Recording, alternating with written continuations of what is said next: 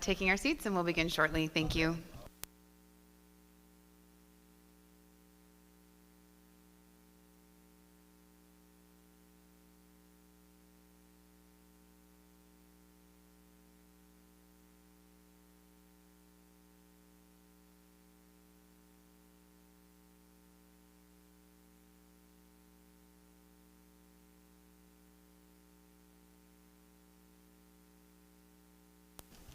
Good morning, everyone. The time is 9 o'clock on the dot.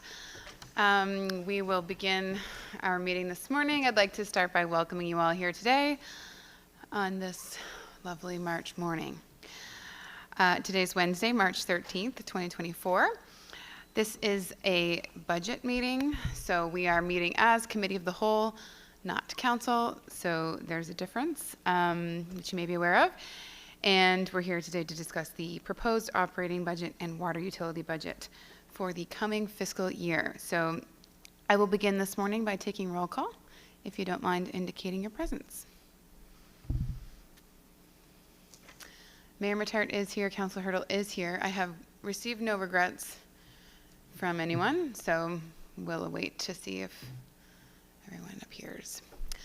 All right, we have 9 councilors in the building, at least that I'm aware of, and hopefully will be in their seats. At this point, I'd look for a motion to approve the agenda that was distributed. Councilor Granger, Councilor Killam, thank you so much. Any discussion on the agenda this morning? Pretty run-of-the-mill. This is one of the best meetings of the year, the first look at the operating budget, so buckle up. At this point, I call for the question. All in favor of approving the agenda, please signify now. I almost said budget. Wouldn't that be jumping the gun?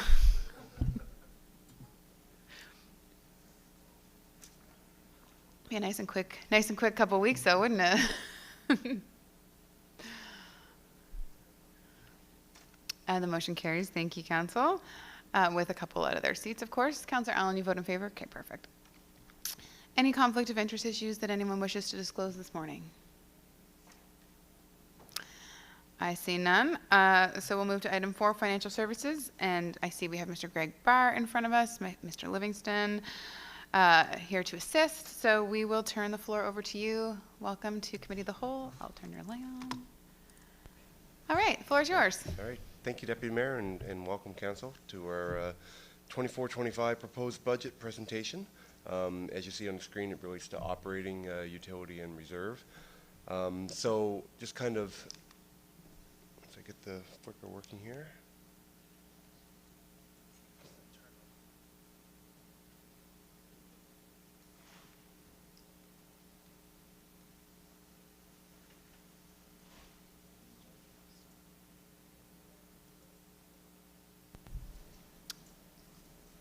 We're just getting the slides going here and giving some time for Mayor Matart to get to his seat.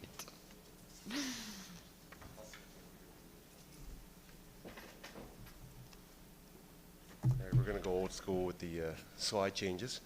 So just from a high-level presentation agenda, so I'm going to be taking you through like the introduction side of things, and then we're going to have Mike doing the proposed 24-25 budget. You'll notice that we don't have Katrina today. She's unfortunately under the weather.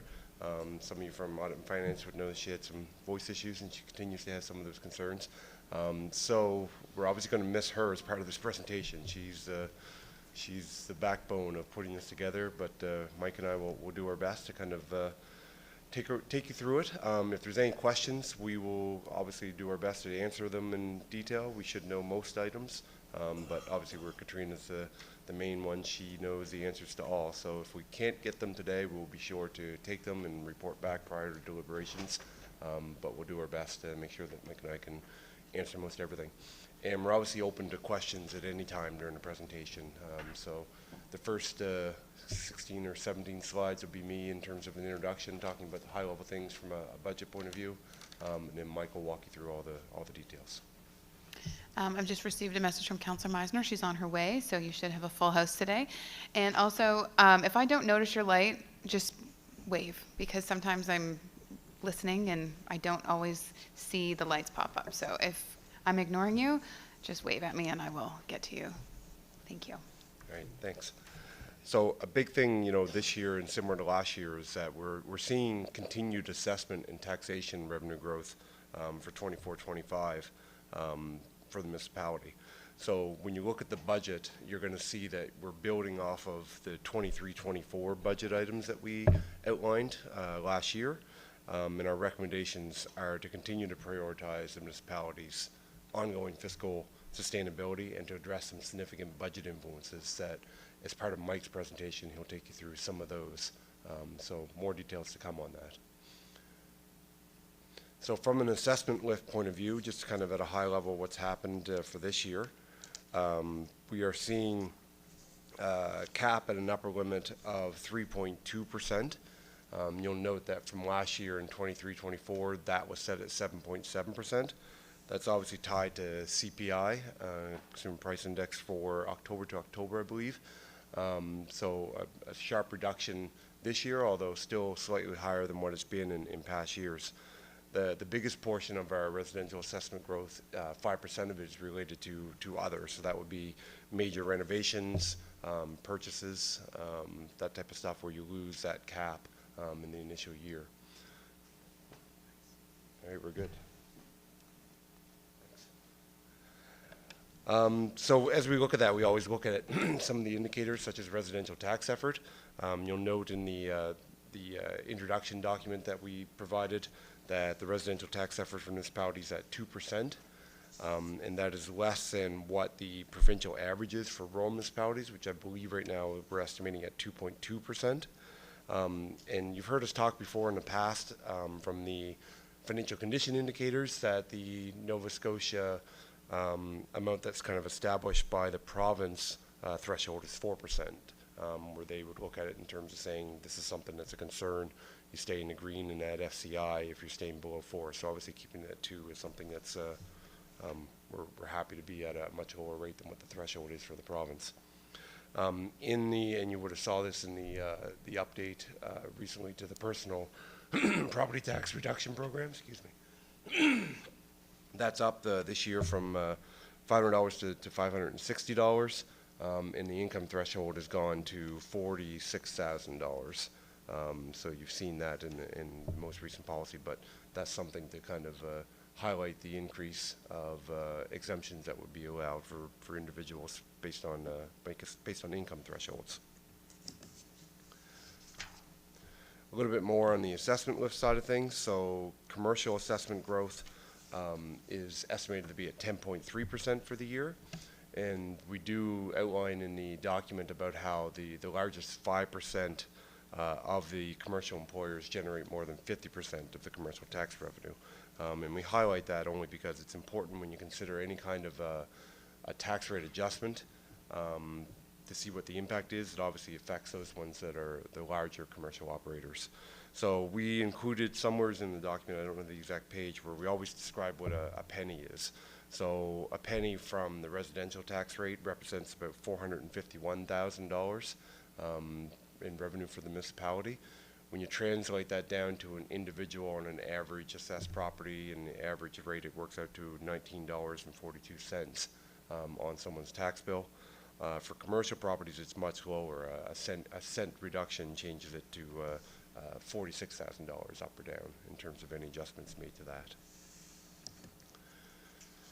So I'm going to go into a lot more detail, and we did something similar to this last year to talk about how, from a recommendation side of things, that you'll notice that our budget is a recommendation to hold the tax rates in 24-25 to what they have been in the past several years of the municipality.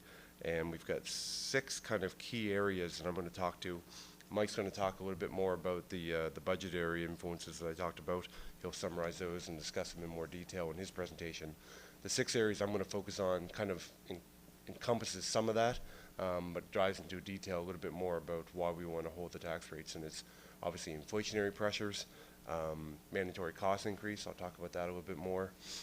Service exchange, that's something that we've been talking about for a couple years now and got more information this year than we did last. Future capital expenditures, staffing, and then probably most significantly is our capital reserve stability. Mayor Mattard has a question. Yeah, absolutely. know whether this was the appropriate time to jump in, or... Yes, Greg indicated we can jump in Okay. anytime. So through you, Deputy Mayor, Greg, I was just wondering whether there was a rule of thumb for what's considered to be a healthy comparison between residential and commercial assessment in any given jurisdiction? Through you, Deputy Mayor, to the Mayor, there isn't really a rule of thumb comparing between the residential and commercial. I mean, we try to look at comparatives in terms of both our region and provincially, in terms of where our tax rates sit relative to other Not so much. municipalities. Well, yeah, I guess it boils down to rate. I'm sorry, that's true. But there are areas where they're relatively level, or commercial may even exceed residential. So I was just wondering whether there was, financially speaking, a healthy relationship that between the two that has been determined, or whether if your commercial is 10% of your residential, is that a healthy situation, or should you be building up your commercial? Or because obviously the heaviest burden of running your municipality is lying with your residential taxpayer. Yeah, so I don't believe there's any guidance at the provincial level in terms of a comparative between the two. I know that one of the FCIs that doesn't impact us here is your reliance on sole commercial operators, in terms of if you're too dependent on a small number of commercial entities, it presents some financial risk. So there are some guidance around that as it relates to your dependence on certain commercial entities. If they close up shop, the impact it would have on your municipality. But from a comparative between residential and commercial, I think it would be something that would be really assessed kind of at a municipal by municipal basis. Obviously, if you're in a more densely populated urban type environment, your commercial mix might be higher. If you have more commercial entities within your taxation base, I guess like a town, that might have more related to that. So every municipality is a little different in terms of that complement, and I don't believe there's any kind of straight guidance on it. Okay, thank you. Just as a throwaway to all that, obviously if any area is too reliant on one industry, that's an unhealthy situation. Very much. But if you could have a variety of commercial enterprises, then you're much better cushioned on a go-forward basis. Okay, thank you. Thanks, Mayor. And Greg, you're just like, maybe it's just me. I'm getting nods. You're a little quiet. Am I? You're a little quiet. Yeah, maybe just like, I don't know if the mic can come up a tiny bit, but all right, it's I'll just, try to speak there's up. like a wall here of like invisible wall where sound doesn't come through sometimes, so. There's been an illness going through my family the last little bit. You probably hear it in my voice. I'm recovered, but not fully, I think, in terms of that, so I'll try to speak up a little bit louder. Thanks. So the first area is inflationary pressures. Obviously, that's something that's unknown to everyone in terms of from an individual basis, every business. When you look at the consumer price index from December to December, we're looking at 3.4%. So from an ongoing point of view, there's obviously pressure for that. So the assessment lifts obviously provide some assistance to the municipality from a growth perspective, but it does help us offset the inflationary pressures that we all face in terms of our ongoing ability to be able to budget and maintain our buying power. So we see a diminished buying power, obviously, with the municipality year over year. And most significantly, you see that obviously in relation to construction-related tenders. We've got a number of very large submissions that come through that exceed our budget capacity that what we might have allocated. So that's obviously an area of concern when we look at reasons for holding the rate to try and combat that. Mandatory cost increases, mandatory payments for at provincial level. We highlighted this last year about how there's a lag in those costs that are associated with uniform assessment. So as uniform assessment goes up, there's a number of them that are tied to that. And when you see a significant increase in the 23-24 taxation year, you'll see a one-year lag associated with the cost impact from that. So as we mentioned last year, AVRCE, our contribution to the education side of things, Last year, you'll recall that in 23-24, we saw $1 million increase from the assessment growth from the prior year to that. And we mentioned, hey, the largest one is going to be in 24-25, and we're now predicting that that increase is going to be to the tune of about $1.6 million. So we've seen AVRCE go up by 11.3% from the prior year. All of our provincial mandatory costs that are tied to UA have grown by 12.1% from the prior year. So those mandatory costs, as our uniform assessments go up significantly as well. On the service exchange side of things, so this is a topic that is obviously not unfamiliar to council. The provinces in, I'll say the middle, they've completed one round of renegotiation of the memorandum of understanding, and with that, with that negotiation, Bill 340 received royal assent back in November, and the biggest impact for our municipality was the removal of regional housing and correction expenses as part of the act that was the bill that was passed, to the tune for the municipality of about $1 million that we're seeing a reduction in our expenses. I've mentioned, though, that our overall expenses have gone up even from the previous year despite that. However, as part of that negotiation period, there was a list of items that were concluded in what they termed as Schedule A items that provided really a significant level of uncertainty for the municipality moving forward. And we've discussed these at presentations with council. A number of the items that were on Schedule A relate to policing, fire. They've talked a bit about education being something that would be included in that. And then one of the items that was added towards the tail end of it was local roads. So you'll recall from before that initially as part of the MOU discussions, roads was something that was being proposed to be transferred to the municipalities. They withdrew that as part of the current Bill 340, and they've identified that they're going to be putting that on Schedule A for future rounds of negotiations. I highlight that because the municipality has obviously taken a position around local roads, formally from a letter from the mayor and from this council around our displeasure with any discussions around a transfer associated with roads and our unwillingness to take them on. But they are explicitly stated as being part of the Schedule A MOU negotiations, and it has big impacts for something like for municipalities such as MLK because of the disproportionate number of local roads that we would have compared to our peers. So as you know, we have 135 kilometers of J-class roads. I think the provincial average is around 30, so we're on the higher end of that. But there are discussions during the initial round of service exchange related to all local roads being G, H, I, and J, which the municipality has over 1,200 kilometers. So we've done some preliminary estimates associated with what the impact of something like that would be, not even getting into some of the other things around policing and fire. And it's a significant potential expense for the municipality, as you can appreciate, looking at any kind of road maintenance, repaving, that type of stuff. So we've allowed for an increased transfer to the operating reserve for the Schedule A items, but probably more importantly, when we did that, we tried to return the operating reserves back to kind of the pre-COVID levels of around 30% of our operating expenses less the mandatory payments was kind of where they've been held for a number of years.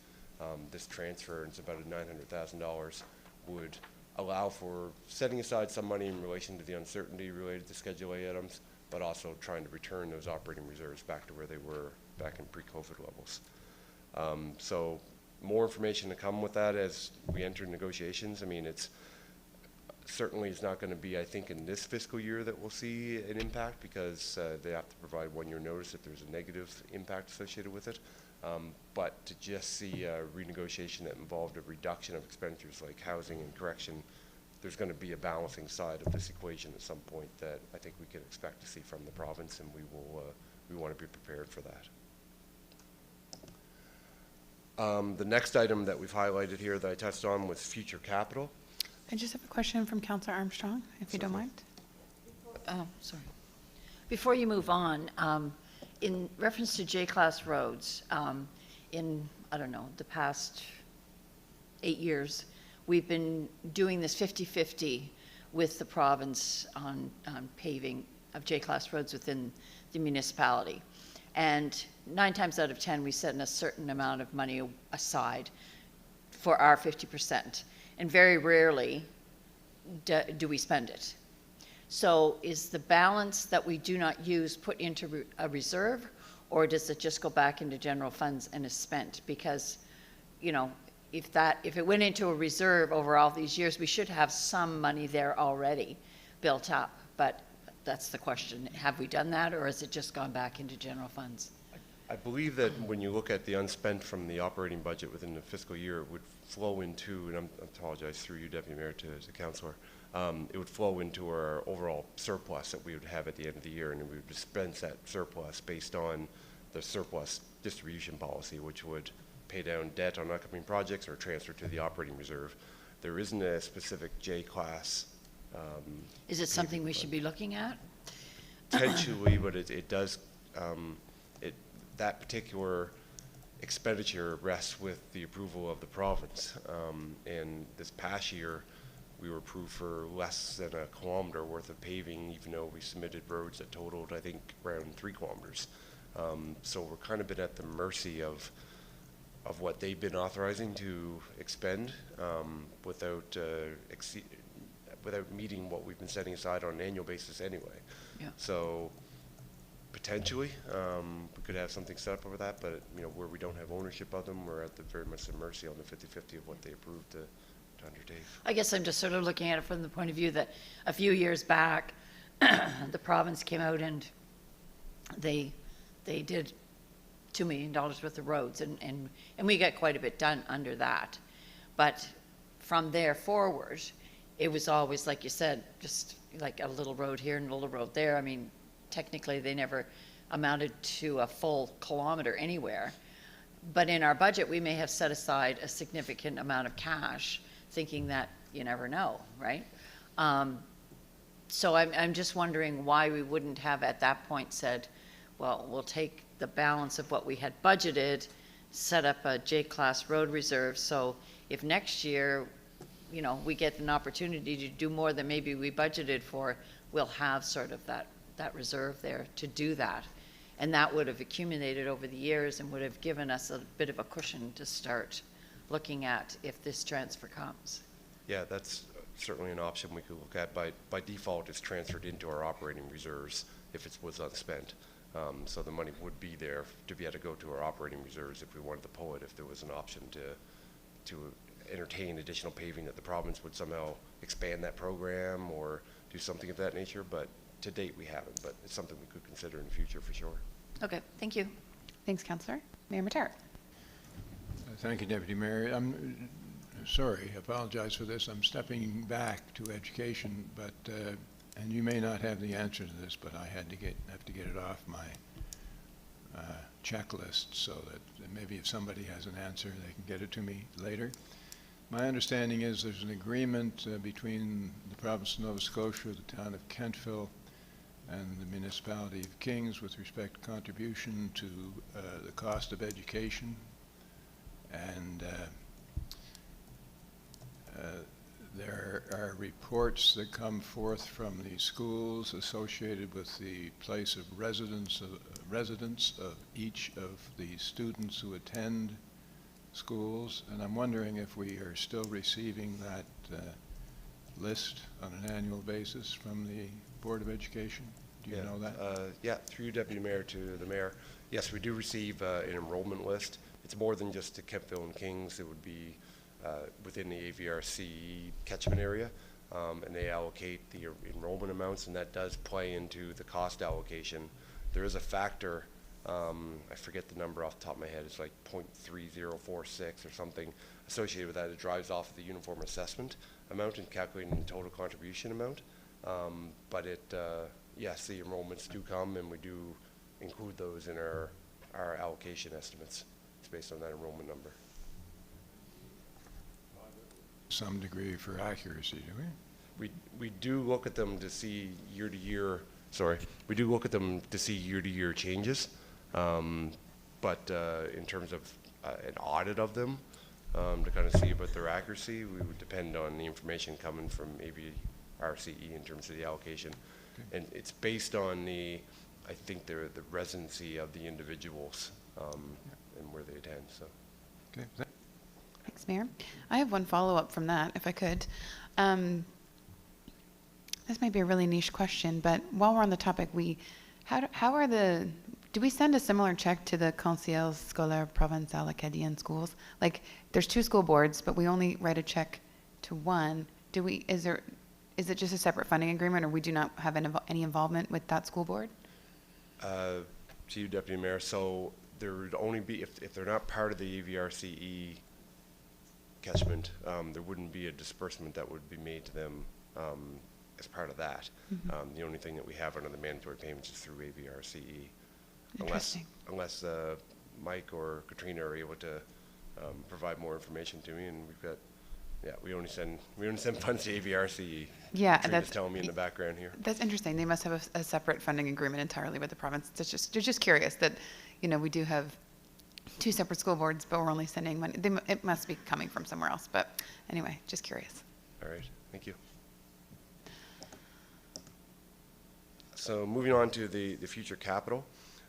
So we've outlined in this budget document that the $43.1 million that we're proposing in the budget is the largest single year in the municipality's history, and includes $43,100,000 worth of projects, and nearly $71,100,000 over the 5-year forecast. And so I've outlined here in the slide, kind of sum it up, is that, obviously I talked about larger tender costs associated with it, but in terms of the projects that we're putting forward to kind of support, obviously, population growth and housing has a big impact on it. But then also when you look at things such as just basic continuation of our core services in areas related to accessibility or climate change, while obviously important from a mitigation and adaptation perspective, have significant financial consequences associated with accessibility and climate change type changes. So we're seeing that kind of impact in our capital projects that we're putting forward, and the types of capital projects that we're putting forward around population growth and housing. So obviously the need from a future capital perspective is a big player in terms of our recommendations to maintain the rates. From a staffing point of view, excuse me, I have to apologize for continuing to clear my throat, but like I said, still recovering. So from a staffing point of view, we have a need to continue to expand the human resource complement here at the municipality. Not as significant as what we would have saw last year in terms of what was proposed, but this year we're proposing a net increase of 3.5 FTEs. And they're really related to the development side of things. We're mostly related to the creation of a permitting division. So you'll see more details in the document where we're putting a stronger focus on that to turn around our permitting, to improve our process even more, to have someone that manages it more closely, so that we're able to turn around permit issuances and help support that development side of things. So there's some initiatives to kind of help that, and that's where we're seeing the majority of the FTE increases. And then the last item I'm going to touch on here in the introduction before I turn over the bulk of the presentation to Mike is a topic that we talked about last year, and we made some good strides last year, and we're continuing with the need for it. And that's on the capital reserve stability side of things. So we highlighted last year that there's a need, obviously, within our municipality to address capital reserve shortfalls. And I'll talk about those a little bit more here in a second. So our forecasted general rate capital reserve balance at the end of this current fiscal year is just shy of $11 million. When you look at our recommended balance that we have within our reserve policy, which is based on accumulated depreciation, it really should be about $15 million. So, the questions are, why is that? And although we are meeting our annual contributions, they align with the reserve policy minimums that are outlined, the shortfall has occurred because, one, not all historical contributions, were sufficient enough to meet that. But probably more significantly is that, and I highlighted this last year, the utilization of reserve funds for asset replacements causes discrepancy within maintaining accumulated depreciation versus what the replacement cost would be. So for many assets, and I got some examples here in a little bit, in terms of the asset replacements, the present day costs exceed what those historical costs would be, and that's what's driving the contributions for accumulated depreciation.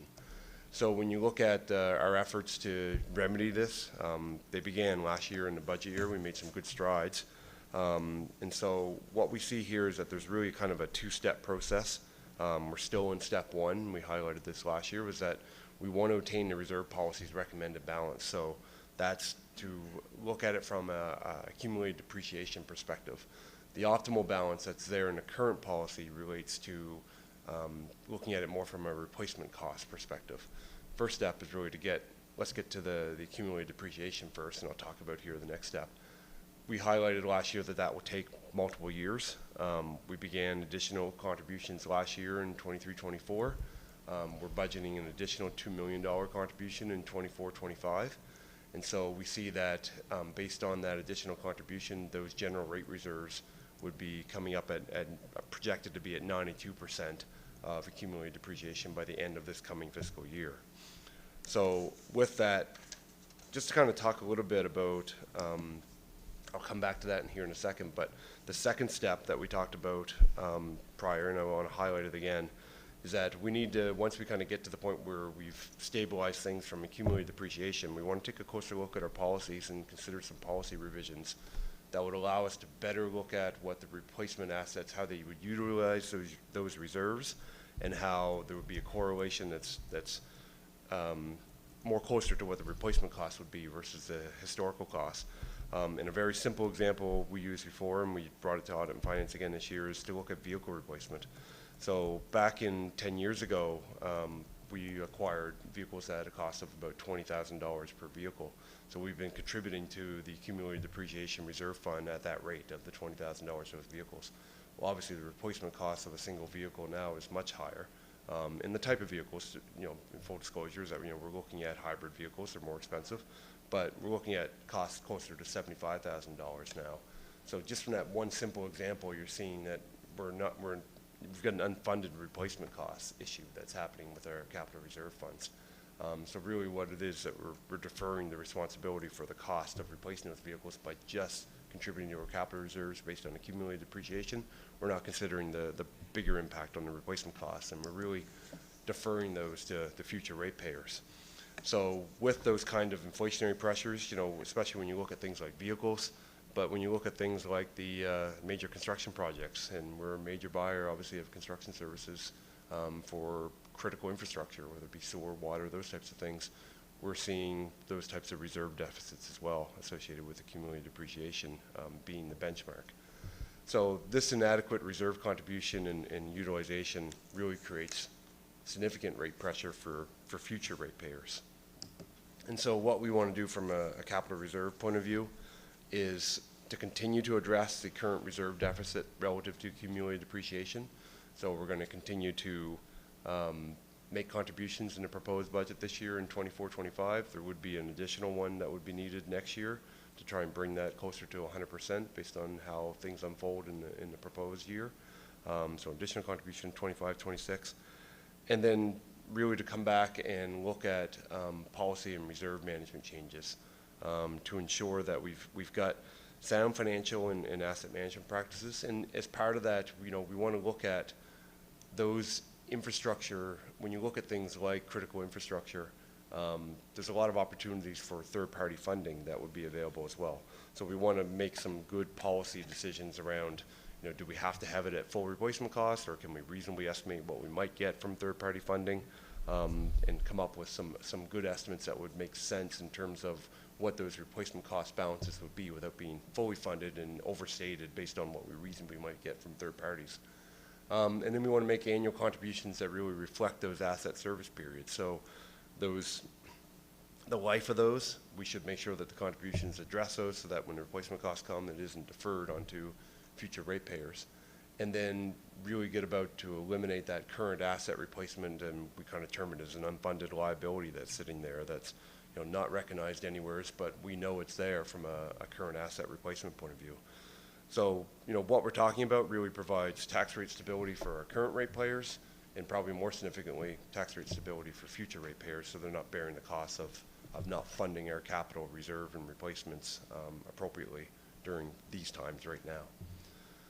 So that's kind of where I wanted to bring things from an introduction point of view before Mike walks you through the details of the budget. I wanted to kind of set that table, I guess, in terms of what the methodology that kind of led to our budgeting and our recommendations. And like I said, there's a lot of budgetary influences that Mike will talk about as well. But unless there's any questions for me, I can turn it over to Mike for the remainder of the presentation, and I'll be available to help answer questions if he's unable to, and do our best through all this. Any questions for Greg? Mayor Matart. If I may, just a comment rather than a question on the presentation. Thank you, Greg. That was very informative from a global point of view, and the issue of it's rather a major issue from my point of view in any event, from the municipality's point of view as well, is this business about getting our depreciation bucket full, and then I'm interested in how you would ever, it'll be a mental gyration to get into how much we should be thereafter setting aside for acquisition at market value when an asset needs to be replaced. But I rather think, given history, that I'm guessing that we're likely ahead of the curve on this type of planning, notwithstanding our position is not good. I don't think anybody's position is good, but for us to have identified it and taken a hold of it and looking toward the future to remedy it, I congratulate those in the department who have taken this critter by the neck. Thank you. Yeah, thanks, Mayor Matart. I was going to say, one thing that struck me when we talked about thinking about future ratepayers and making sure those reserves are appropriate is, so often government's accused of thinking in 4-year increments, and it's really nice to be able to put some of that long-term thinking, like this is not just a 4-year thing in relation to a term of a council, but further down the line. And it's always nice when you can look back and think, oh, those councils 20 years ago were really thinking about the ratepayers of today. So I'm happy we're doing that. So thanks for your presentation. Thank you. Anything further before we go to Mike? All right. You're up, Mike. Welcome to Committee of the Whole. Thank you. Thanks, Greg. Bear with me as I advance through my printed slide notes.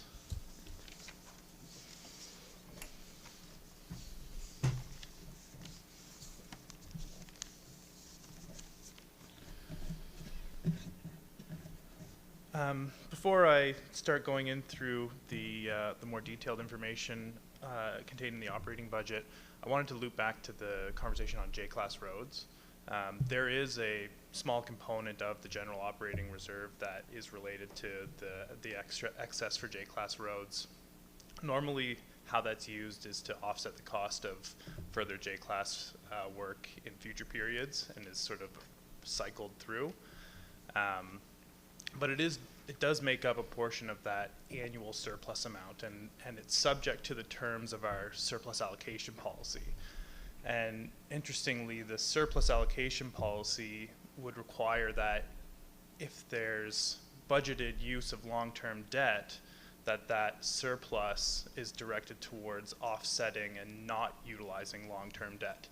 So we are going through, and that's one of the policies that's been identified for review, and we want to be able to enable the type of decision making like what was described in the J-class scenario, where you can be strategic and accumulate a healthy reserve balance, whereas certain provisions might prevent us from doing that. And this is a good example where we'd have to utilize that surplus against long-term debt rather than the specific programming that it might be better suited towards. So that will be part of the initiative going forward. Yeah, thanks. That's good info. So some of the material that Greg has covered in that introduction is going to end up getting repeated again as I work my way through the details. But I guess when you hear that, you'll just know it was worth hearing a second time. The proposed budget includes total expenditures of $65.3 million, which represents a 9.9% increase budget to budget. Factors such as high rates of CPI growth, interest rates have had a significant impact on budget requirements going into 24-25. Key expenditure variances making up over $5.4 million of the total budget to budget increase of $5.8 million are made up of $1.2 million in mandatory payments, salaries and benefits increases, including new positions totaling $880,000, special project increases totaling a little over $1 million, and increased purchase services of $802,000, material and supplies and utilities of $692,000, and debt and reserve transfers increasing by $688,000. So, put a different way, and to provide a little additional context, on page 7 of the agenda package under the heading of budget influences, you'll see that increase broken down in a slightly different way. You'll notice that it is mostly driven by non-discretionary items, to a lesser extent items that support achievement of the municipality's strategic plan, and to an even lesser extent other budget influences, which would contain some smaller contractual commitments, but as well as some discretionary items. The non-discretionary influences include expenditures set by external parties, such as provincial mandatory costs, the municipality's contribution to intermunicipal service agreement corporations like Valley Waste and King's Transit, for example. Policy and contract expenditures are driven by the applicable documents, so whether that's the policy document or the contract itself. A few examples would include our funding for fire departments, the municipality's low-income property tax reductions, and obligations under the collective agreement. Our debt and reserve obligations sort of speak for themselves.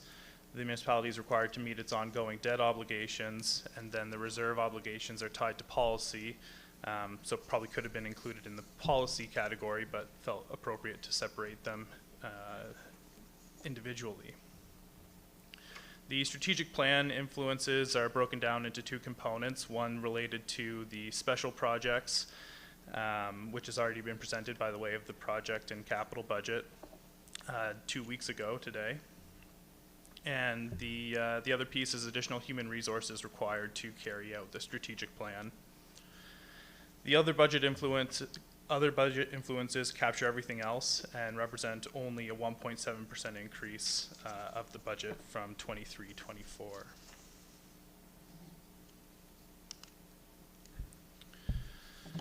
So now we'll start to dig into more detail, beginning with the top half of the budget, or the total revenue of $65,333,760. You can find this material beginning on page 38 of the agenda package. The municipality's general operations has 6 revenue streams, the most significant being property tax, which makes up 77% of the total budget, and we'll look at the key ones stream by stream. Starting with property tax revenue. It's made up of residential, commercial, resource, assessed properties, farm acreage, and special tax arrangements. The proposed budget contains $4.2 million of additional tax revenue, which is purely the result of property assessment growth with no change proposed to the municipality's tax rates. Touch on that piece in more detail later on, though. The next revenue segment is the PILT, or payments in lieu of tax. PILT funds are collected provincially and federally owned properties. So rather than paying proper taxes, the other levels of government issue payments based on an annual filing by the municipality. The 24-25 budget has increased by $454,000, and it's mainly the result of changing assessment and collection rates on federal properties. The next revenue segment is interest revenues. I just have a quick question. Sorry, Mike. Certainly. Councilor Armstrong? Thank you, Deputy Mayor. Through you to Mike. In the revenue overview, we had an announcement, I don't know, last week, and first of this week, I've totally lost track of time, from the federal government of $6 million for the Housing Accelerator Fund. Would that not be included in a revenue overview? Or is that money that's coming in this budget year and therefore will go into a surplus that we will use in the next year, or should it be included in this revenue overview? Through you, Deputy Mayor, to Councillor Armstrong. Yeah, there's certainly a few elements at play when it comes to how that would be treated. It hasn't been factored in here. The timeline of the announcement didn't allow for it. That will be unraveling over a period of years, and the way that I would see that funding playing out is that we would be required to set that aside as deferred revenue upon receipt of funds, and then as it's utilized for its intended purpose, that's when you'd start to see it recognized as revenue. So you won't see it sort of on a as awarded basis. It's more as on. So we'll just see it as an in and out. In a way, yes, but we're committed to returning to council with a supplemental budget on exactly how those funds are intended to be utilized. Okay, thank you. Okay, good news. All right, thanks. So jumping back in at the interest revenue, it's generated primarily from two sources: interest on overdue tax accounts and interest earned on bank deposits. Interest on overdue accounts is forecasted to be consistent with those observed in 23-24, while interest earned on bank deposits is growing due to previous increases of the Bank of Canada overnight target rate, as well as increased average bank deposits. In 23-24, interest rates exceeded budget estimates, but through 24-25, our budget assumes that there'll be a gradual decline in those rates.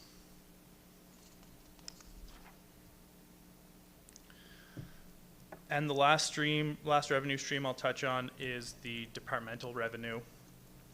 Departmental revenues are generated through sales of services provided to other governments, and grant funding. A combination of historic averages, planned activity, and other known or estimated inputs are used to develop these budgets. Departmental revenues are budgeted to increase by 6.5% overall, with sewer revenues playing a large part in that increase. Revenues by individual department will be discussed later, along with each of those departments' budget for expenditures. Can I ask a quick question? Certainly. Backing it up a tiny bit to property tax. I know that residential rental properties are not capped, right? Like if you own a rental, it is not subject to the property tax cap. Am I correct in saying that? I would want to confirm before I commented. Okay. All right. Well, maybe this is some investigating I'll have to do after. I just, because I'm just curious if there's a threshold between the amount of units you have and whether or not apologies, it's capped or not. So like if you're just renting out your garage, for example, does that take the cap off your entire home? Or if do you need 6 units in a building for the cap to not apply? So I will, if that's not something that is appropriate to ask at this time, or I can dig into it maybe later. That's probably more like provincial government tax policy. But just because something I've heard very recently is, we all know that the cap creates this inequity gap between those who are capped and those who are not capped, and it gets wider every single year as the cap stays on. And it seems like those folks providing rentals are bearing the brunt of the cap, and just wondering what percentage of our property tax that non-capped rental makes up. Maybe we can look into it. We'll have to take that away. I can comment that the majority of residential properties within the municipality are under the CAP program. Okay. Councilor Granger. Thank you, Madam Chair. Through you, just wondering why there's no numbers in environmental services and in permitting. Within the departmental? Yes, yeah. I think it's page 39. Let's go to the page that you're referencing.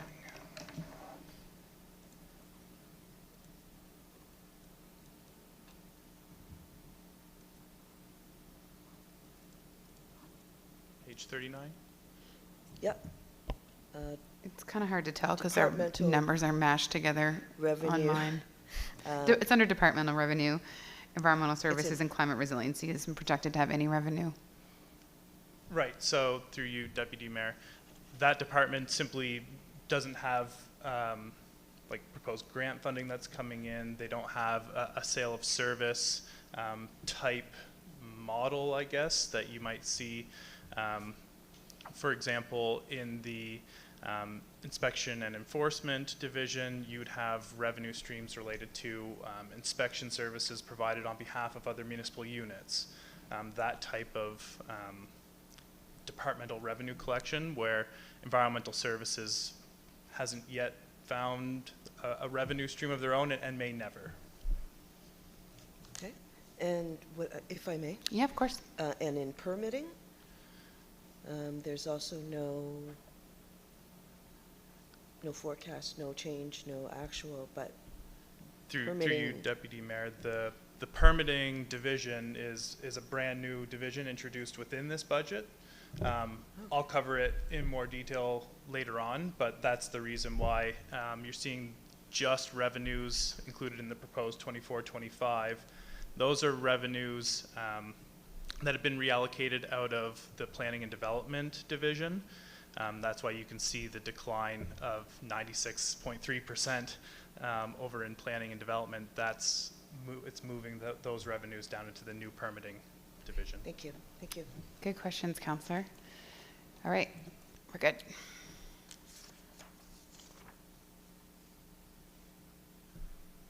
So, as I was mentioning, we'll take a look at those in more detail later on when we take up the related expenditures Oh, I do see. in each of those divisions. Dr. Bauer, did you have a question, comment? I did, Deputy, thank you.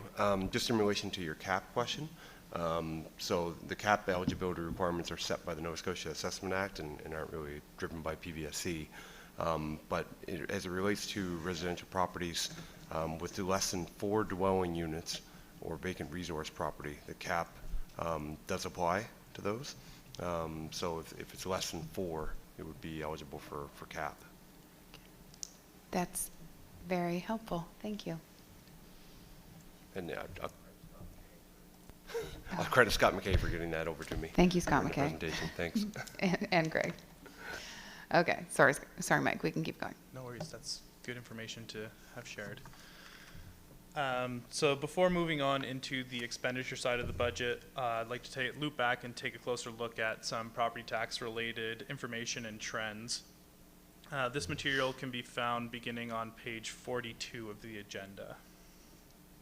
The slide in front of you details the municipality's various tax rates, which are unchanged within the proposed budget. And the chart below it details that 1 cent impact that Director Barr was referring to earlier on, then demonstrates that a 1 cent change in the residential tax rate would impact municipal revenues by about $450,000, while the average tax bill would change by $19.42.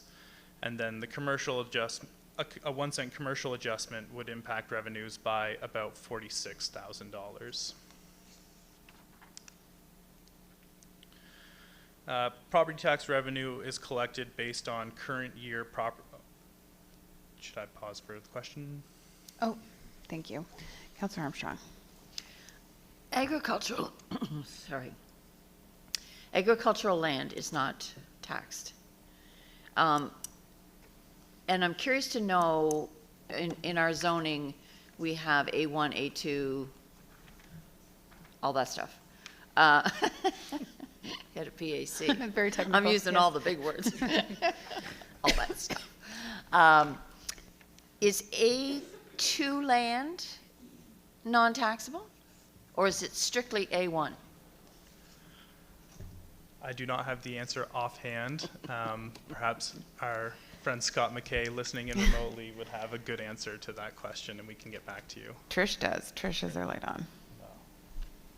Through you, Deputy Mayor, there's not a relationship between zoning and assessed value, so the assessment would be based on what those assessors are deeming the use that they're observing. So you might be a residential zone, but an agricultural use and therefore exempt. So it's unrelated. Okay, thank you. That's great clarification, because that I know has caused like tons of confusion over the years about, but zoning, yeah, zoning is not related to this, how much tax you pay, basically. Terrific. So continuing on, detailing the chart on the slide in front of you, property tax revenue is collected based on current year property taxes or property assessments and multiplied by the proposed tax rate that's applicable.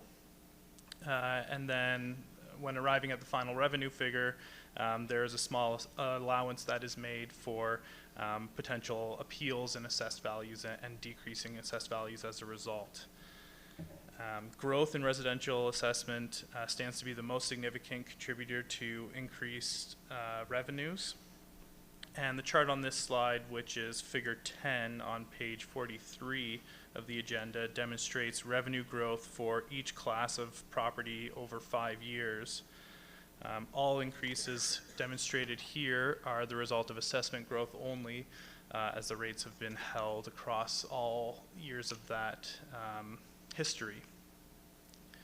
And as detailed in the table on the right-hand side, over the past 5 years, residential revenue has grown by 36.3%, of which 8.2 of that growth is captured in the budget for 24-25. Commercial revenue has grown 23.4% over 5 years, and resource revenue has grown 42%.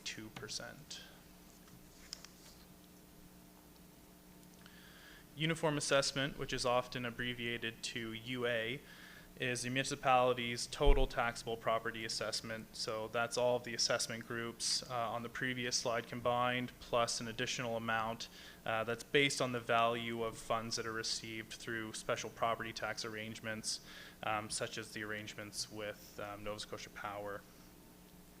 Uniform assessment is a driving factor in several cost-sharing agreements or arrangements, grants, and mandatory provincial expenses, such as the education contribution, most significantly the education contribution.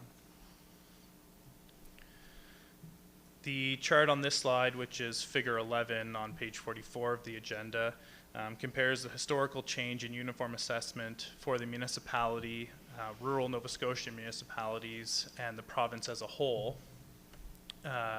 In the 24-25, we don't have the information on other rural municipalities in the province just yet, but that's captured in the other years with the red and the yellow bars. The municipality has 12.1% growth in uniform assessment factored into the budget for 24-25.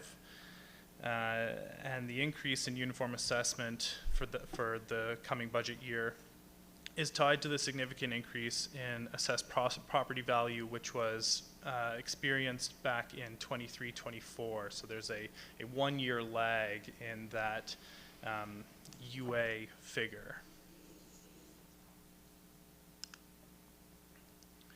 So now looking specifically again at residential assessment, the 8.2% increase referred to on a previous slide is detailed here along with a 5-year history split between cap growth and non-cap growth.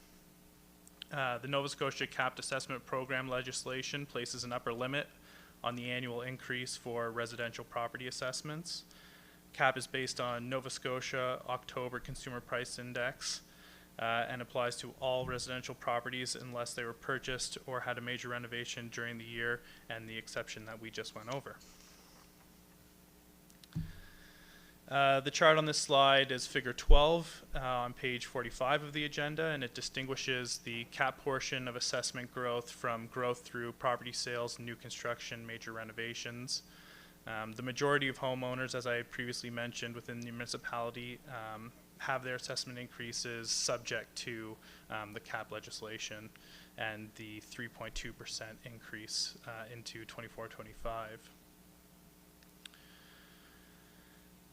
While additional growth related to property sales, new construction, and major renovations bumped that 3.2% capped up to a total 8.2% that I was previously mentioned.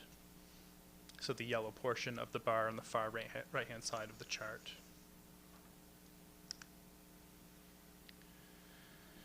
Now taking a look at the commercial side, the chart on this slide, which is figure 14 on page 47 of the agenda, details the 10.3% commercial assessment growth along with a 5-year history. Commercial assessments, unlike residential, are not subject to cap legislation. The municipal, reiterate again, something that Director Bard covered is that the municipality has a sizable, single sizable commercial account that makes up 13.8% of the commercial tax base, and the highest 5% of commercial accounts generate more than 50% of commercial revenue. And as a result, adjustments in the tax rate for commercial would significantly impact those larger entities.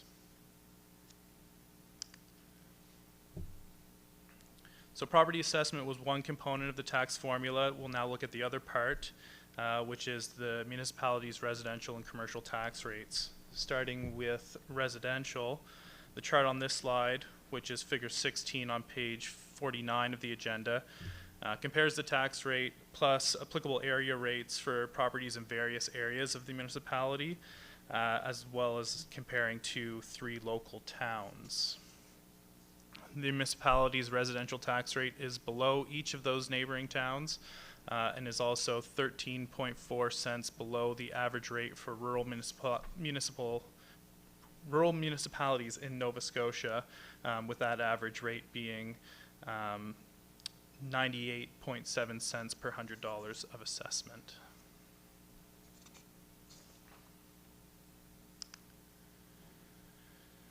The residential tax rate is considered affordable within the context of residential tax effort. Residential tax effort is a measure of ability to pay taxes and is a calculation of tax and sewer rate revenue per dwelling unit as a percentage of the municipality's median household income. And so higher percentages indicate that property owners are directing a higher percentage of their income towards paying their taxes. The province considers residential tax effort below 4% as a threshold for low risk, and the municipality is currently at 2% and is below the rural average, well within that provincial threshold. Next is the commercial rate, which is also lower than the 3 local towns, but is above the rural municipal average of $2.10.1.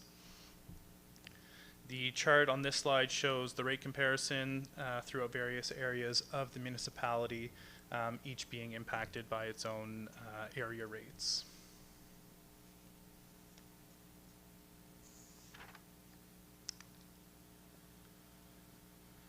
So that would take us to the end of the revenue section, the top half of the budget. So now we'd be looking at the bottom half, or the operating expenditures, which begins on page 53 of the agenda. We just have one question before we move to page 53. Councillor Armstrong. Just before we move on to expenditures, on page 41, there was a list of the departmental revenues. And emergency management and fire protection had a figure of 17.9, would that be the payments from our REMO partners? Or where would that come from? Let me take a look.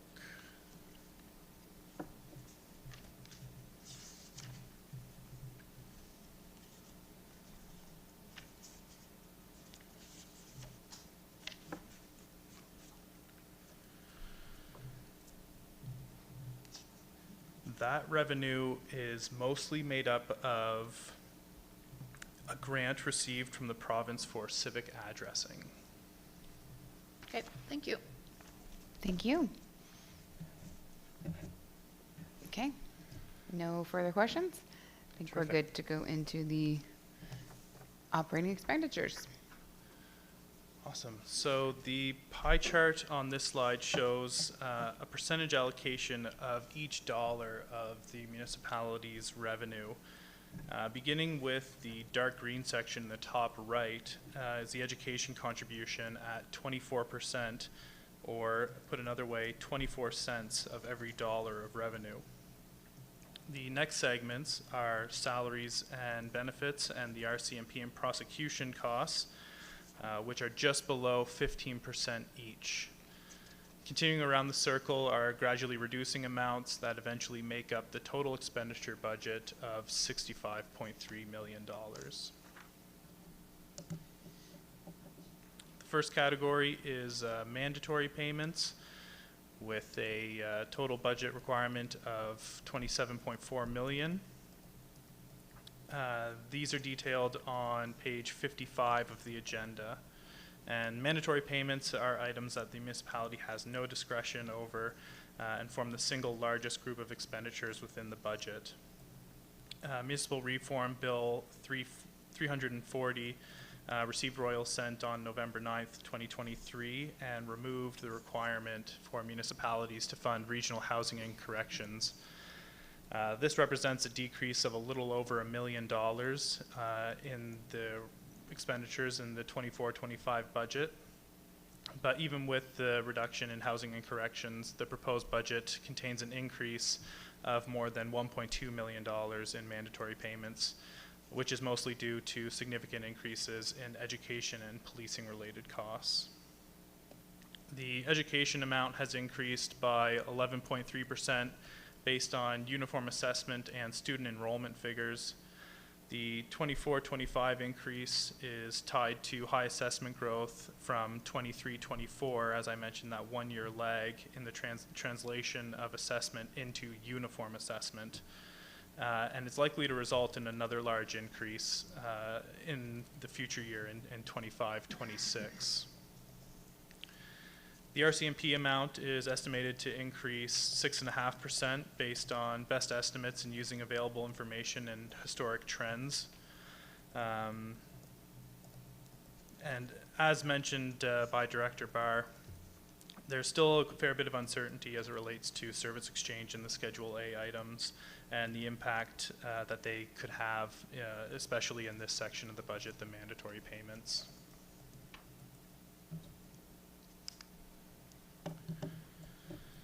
The next category is intermunicipal service agreements, or IMSAs, or municipal corporations. Before we get there, Sure. Councillor Armstrong has a question.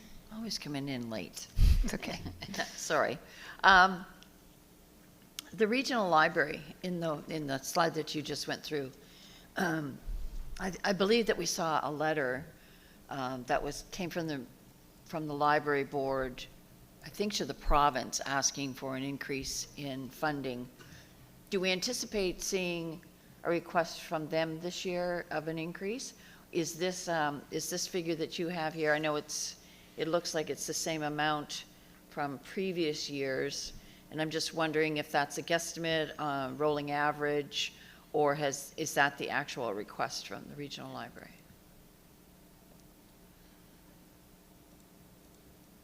Through you, Deputy Mayor, I may have to take that one away. I'm not intimately familiar with the mechanism of that particular portion of the budget. If I do get an answer before the end of the presentation, I'll loop back to it. Okay, thank you. I can just clarify from the library board's perspective, that they are looking to the provincial government for more funding for wages, and collections and that type of thing. And if I'm not mistaken, our portion covers like more capital building, that type of thing. So but I could be wrong. But I can also look to get some clarification from the CEO of the library board, Julia. Okay, I think we're good. So I can provide a little bit more additional context. So the province approved a funding model effective for starting in fiscal 21-22, with contributions remaining flat for 5 years, but ending in fiscal 25-26. So that's why it's. Greg has some additional context, I think. Go ahead, Greg. Yeah, no, Mike covered most of what I wanted to say. The other thing is I am aware that they are looking to meet and try and lobby for increases when that agreement does end. So that is under play as well, but it shouldn't impact our current year budget. And the increase is desperately needed. As someone who sits around the table, it's not nearly enough currently. Yeah, from the province at this point. Yes, we can't. No organization can have a flat, particularly in the last 5 years. It's been flat. Like, it's not a good time for things to not be going up. And anyway, that's for another day. That's not this meeting. Go ahead, Mike. Sorry. Yeah, no worries. Net contributions to IMSA corporations account for 9.7% of the proposed operating budget, and you can find more detail about each of those IMSAs starting on page 58 of the agenda. The municipality's contribution to Valley Waste has increased by 3.6% in 24-25 to a little over $5 million, $5,035,000. Key budget influences coming out of Valley Waste are rising costs in their major contracts, salary increases, and then some adjustments in landfill diversion credits. Valley Waste presented their proposed budget to Committee of the Whole back on January 23rd, 2024, and Council approved their budget on February 6th, 2024. The municipality's contribution to King's Transit has increased Councillor Granger's got a question. Sorry. Thank you, Madam Chair. I might be jumping ahead. I was just looking at the community fiber network. There's been no change, but haven't we been trying to get everybody all fibered up for the last couple of years? And why is there no change? Through you, Deputy Mayor. The Valley Community Fiber Network, you're right, was exploring different options. Currently, their business model is around the provision of what you'd refer to as dark fiber, as compared to lit fiber. Dark fiber is like the private conveyance of data, for example, like might be utilized by a university from site to site. And then a lit service would be like the delivery of internet service. And so the Valley Community Fiber Network hasn't made any changes on that front. The partner contributions are defined by the Valley Community Fiber Network agreement, the intermunicipal service agreement, and they are intended to be based on annual budgets submitted by that organization. That organization hasn't prepared a budget in a number of years. Actually, I don't think I've seen a budget from that organization in the amount of time that I've been interacting with them myself. And so what is directed is that contributions would be set equal to prior year contributions, and that is why you're seeing that flat contribution rate. The fiber network is doing fine financially with that flat contribution. The current revenue is sufficient to offset their expenditures. That could dramatically change depending on possible changes in their business model, or if there's a requirement to recapitalize the system. If there's a major replacement in a stretch of fiber, then that could have a significant impact on that organization. But the short answer is there's been no budget, so the rate stays the same. Thank you. Thanks, Counselor. Okay. So I was moving on to the King's Transit Authority, and it was a good question because I actually wasn't going to touch on the VCFN, so appreciate that. But in King's Transit, the increase is set at 6.1% for 24-25, and is increasing to $1,085,000. Key budget influences coming out of King's Transit include growth in fare revenue, salary increases, expanded administrative positions, insurance, maintenance, and fuel costs. King's Transit, like Valley Waste, presented their proposed budget to Committee of the Whole on January 23rd, 2024, and Municipal Council conditionally approved the budget on February 6, 2024.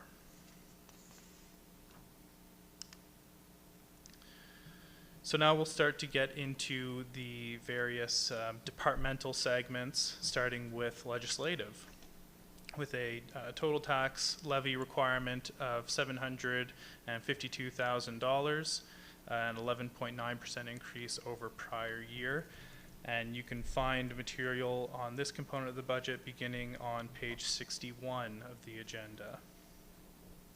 Budget expenditures here include council remuneration, travel, meals, committee honorariums, scholarships, and other legislative services. Salaries and benefits are budgeted to increase based on the related policy, which is FIN-05-002, titled Council and Committee Remuneration. While the remuneration for the incoming council has been based on the decision made by this council on July 5th, 2022. Materials, supplies, and utilities include committee costs such as citizen honorariums and meeting costs, membership dues, council travel and conference costs, telephone and office supplies. Budget amounts are intended to reflect actual usage anticipated throughout 24-25, and an increase in the budget for travel has been made to reflect the return to more in-person conferences and the required related travel. Purchase services include a budget for the 2024 election of $197,890, which is partially funded from the election reserve.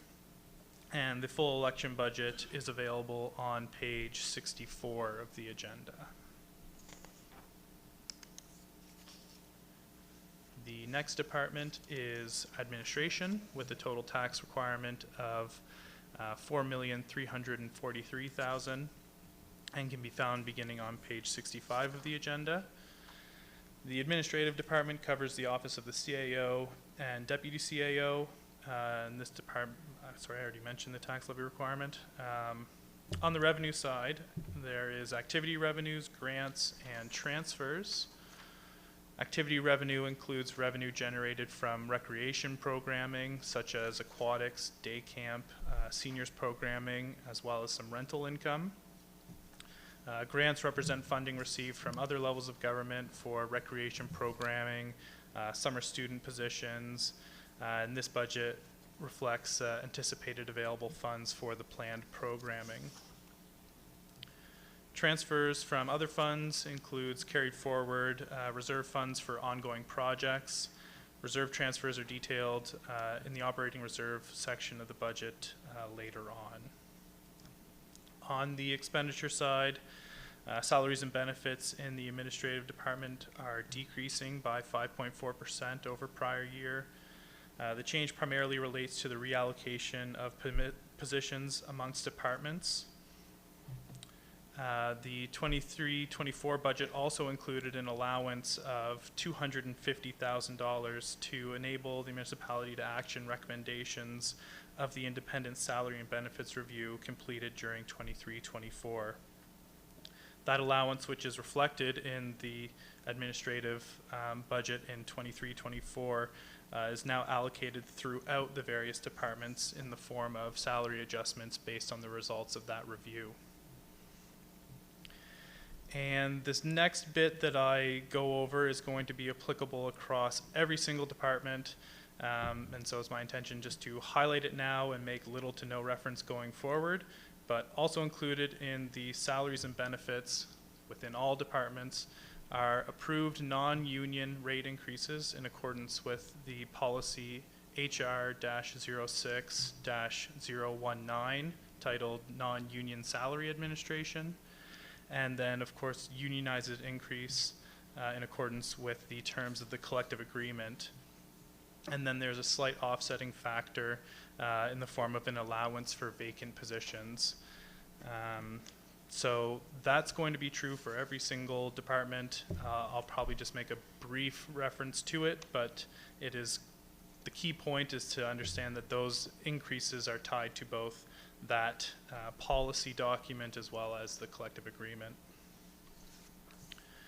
And then annual adjustments to reflect the cost of employee sick time and vacation banks across all departments are captured in the administration salary and benefit budget.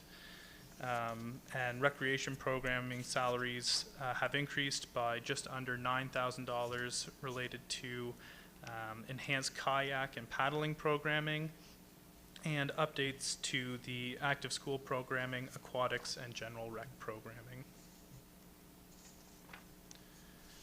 Materials and supplies include budgets for travel, telephones, public engagement initiatives, office supplies, recreation programming supplies, and costs related to occupational health and safety. These budget accounts are reviewed annually and adjusted to be in line with actual spending and planned projects for the upcoming year. The public engagement budget has been reduced in relation to district meetings in light of the 2024 election, and there has been an increase in recreation programming costs. Purchase services include consulting, insurance, legal fees, training for all staff, recruiting, document storage, advertising, and recreation programming costs such as facility rentals and transportation costs. Adjustments have been made to bring budget amounts in line with actual spending. Legal fees are increasing by $95,000, which is primarily driven by increased activity in planning and development appeals. The training budget is increasing by $45,000 since it was previously lowered during the pandemic, and we're now returning to more in-person type training. And it's also increased in relation to the increased activity during 23-24, as well as the addition of staff. The collective agreement will be renegotiated in 2024, and a budget has been established for bargaining-related costs. The consulting budget has been increased to facilitate a pension review, as well as consulting related to recreation services delivery.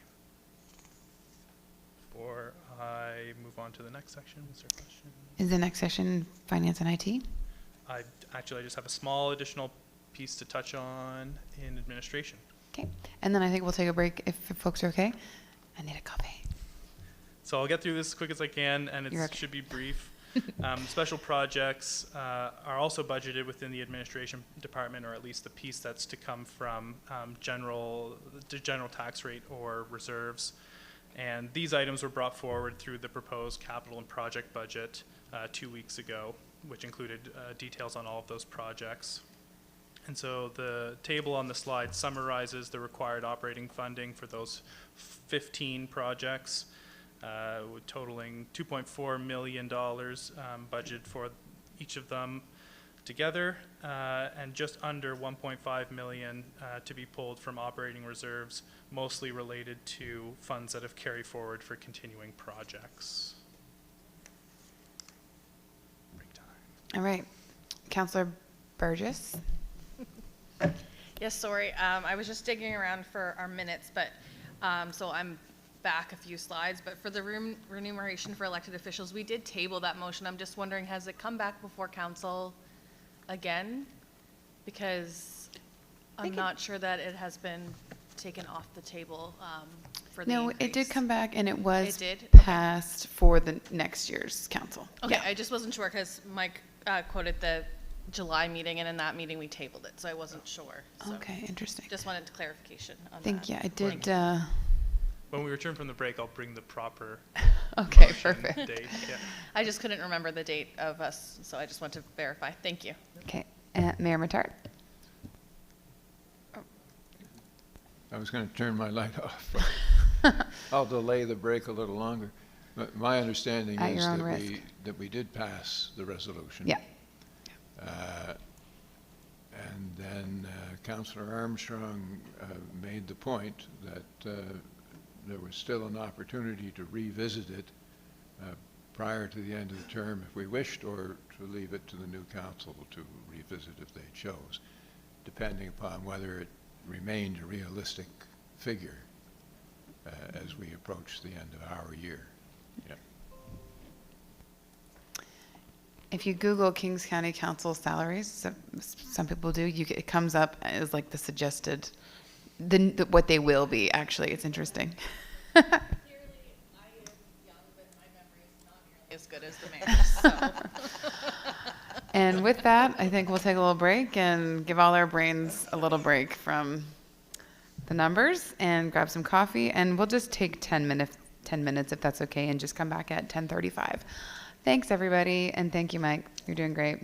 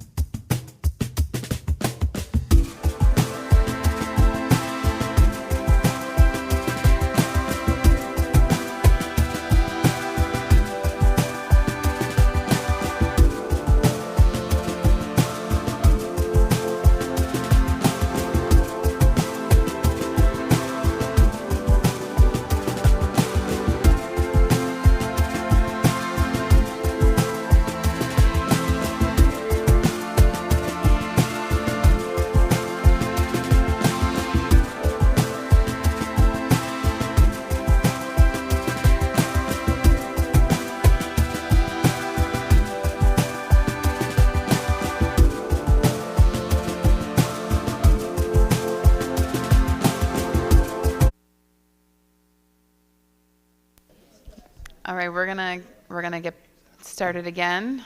Mike, thanks for allowing us a little reprieve.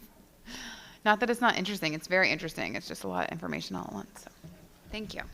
Just wanted to return with renewed focus for the finance and IT Renewed section. focus.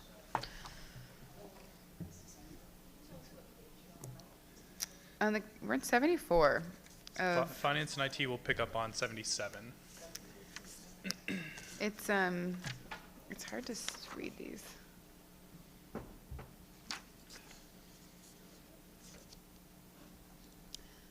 All right, we're good to go. Terrific.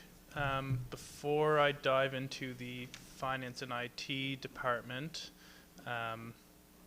just wanted to quickly loop back to to clarify the recommendation by council related to the increase in remuneration. It was a June 7th deferral, which was then approved on July 5th. So those are the applicable dates. So, finance and IT, with a total tax levy requirement of $5,433,760 and a 32.5% increase over prior year budget. However, we'd have to normalize that for a few things that I'll cover here shortly, resulting in a 10.6% increase. And those normalizing items are the enhanced reserve contributions. So looking at the capital contribution of $2 million and the operating contribution of $900,000, and also normalizing for enhanced contributions that took place in 23-24, that's how you would then get back down to the year-over-year increase of 10.6%. Revenues within the department include activity revenue and other revenue. Activity revenue includes commission charged for collection of area rates at 4%, and the administrative fee for the provision of payroll and IT services to some other organizations. Other revenue includes listing recovery fees, tax sale administration fees, and tax sale expense recoveries. On the expense side, salaries and benefits are increasing 8.5% over prior year. The change includes the addition of a funding analyst on top of the policy and collective agreement-based increases that are impacting all departments. Materials, supplies, and utilities include telephone, postage, office supplies and equipment, software supplies, hardware supplies, and toner. Purchase services include tax sale expenses, primarily the related legal costs, external audit fees, equipment contracts, and IT consulting, which has been increased in line with contract requirements. Licensing and maintenance contracts within the IT division represent a large part of the increase in purchase services. An additional amount has been budgeted for rising fees for new required software licenses and the introduction of a human resources information system. The budget for external audit fees has been increased in anticipation of additional charges for increased work due to the cybersecurity incident experienced during the summer. The Human Resource Information System is software to manage all aspects of human resources activity within the organization, including recruitment, onboarding, payroll, scheduling, time and attendance, benefits administration, and performance management. And finally, in 24-25, the municipality will conduct a cybersecurity audit to confirm that the appropriate system and process changes have been put in place following the cybersecurity incident, and a budget of $50,000 has been included in the proposed budget. So that would take us into engineering and public works. This budget section begins on page 85 of the agenda and has a tax levy requirement of slightly under $3 million and a 4.7% decrease over the prior year budget. On On the revenue side, there's activity revenue and transfers. Activity revenue includes streetlight area rates, revenue from the municipal complex solar panel power purchase agreement, and administrative fees charged to other utilities and service areas. The decrease in activity revenue is related to a change in the way that administrative fees are being charged to utilities. And the change that impacted administrative fees is going to come up a few more times in other areas of the budget, and I won't go in as much detail later on, but in this section, in 23-24, the budget, including staffing increases, sorry.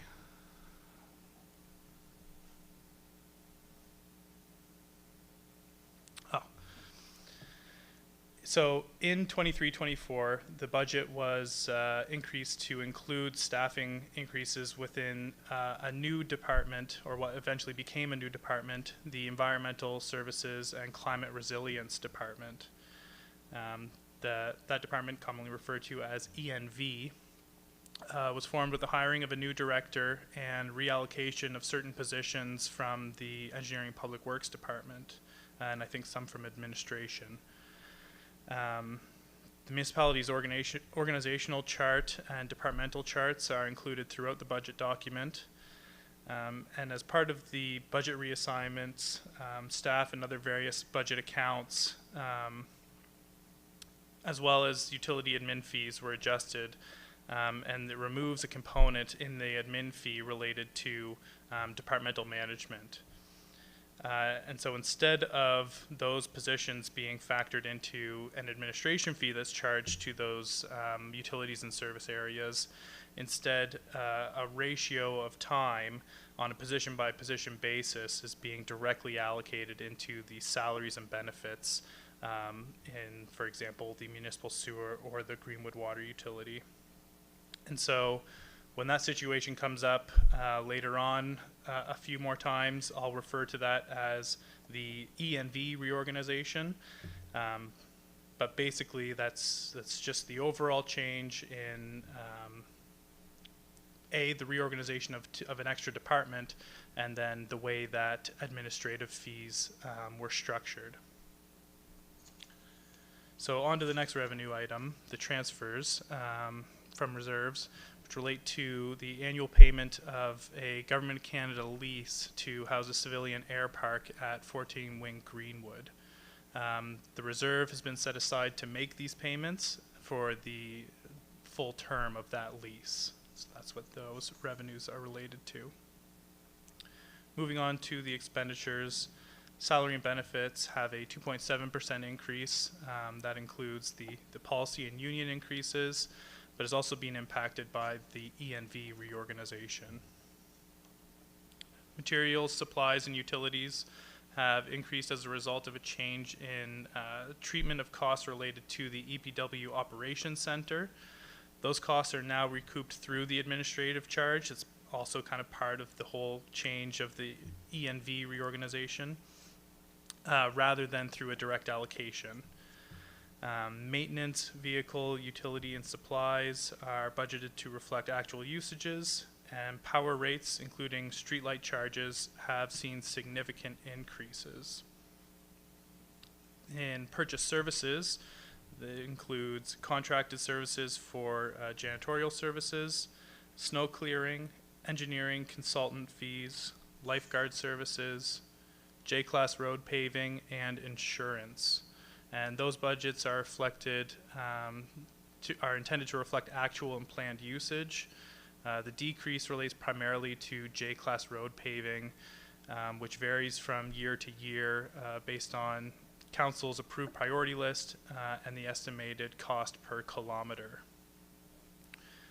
Transfers to reserves and debt service have decreased 15.7%.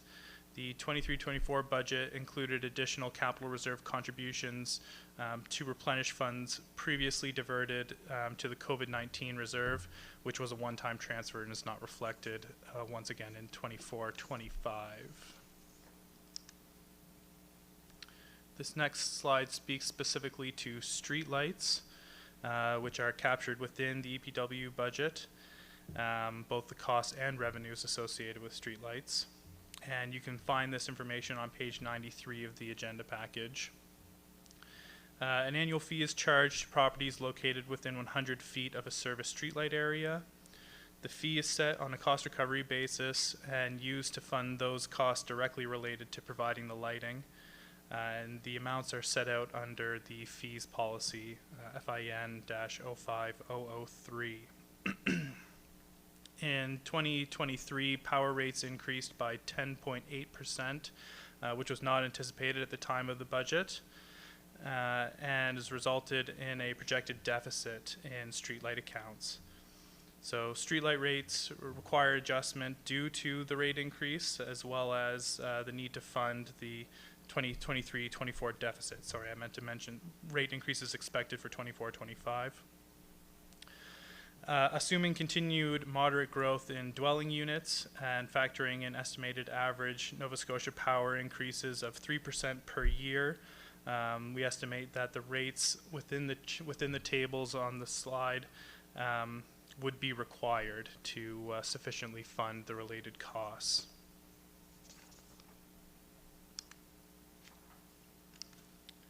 So for 24-25, the proposed general rate is $43, and the Centerville rate is $4.50, $4.50. I think Councillor Armstrong has a question. Councillor Armstrong? Just to go back, you sort of zipped right through the lease for the civilian air park at 14 Wing, and I know that I was around when this was all set up, but I don't remember how long that lease is for. Through you, Deputy Mayor, I'll have to investigate that one. I think probably the CAO can answer the question, can he not? CFP Greenwood. We'll have to get back to you. Yes, through you, Deputy. Just give me a few minutes and I'll see what I can find. Okay, thank you. Thank you. Okay, thanks. Okay, we're good. Great, we'll loop back to that at the end of another department or later on.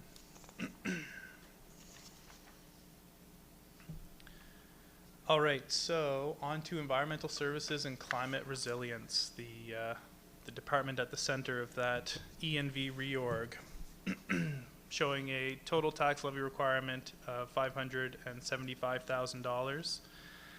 And you can find this information beginning on page 94 of the agenda. So this department was newly created during 23-24, and 24-25 is the first budget that reflects its addition. Certain accounts have been reallocated to this department, as well as new accounts created to support it. And of course, yes, it is wrapped up in this whole thing that I described as the E&V reorganization. Within the expenditure budget, materials, supplies, and utilities include office supplies, phone, and travel. Purchase services include monitoring at the former landfill site, the lake water quality monitoring program, and some climate consulting. The lake monitoring program has an increased consultation budget to allow for increased monitoring activity. Funds to support projects led by the climate project specialist have been budgeted at $150,000 and are to support projects related to that position.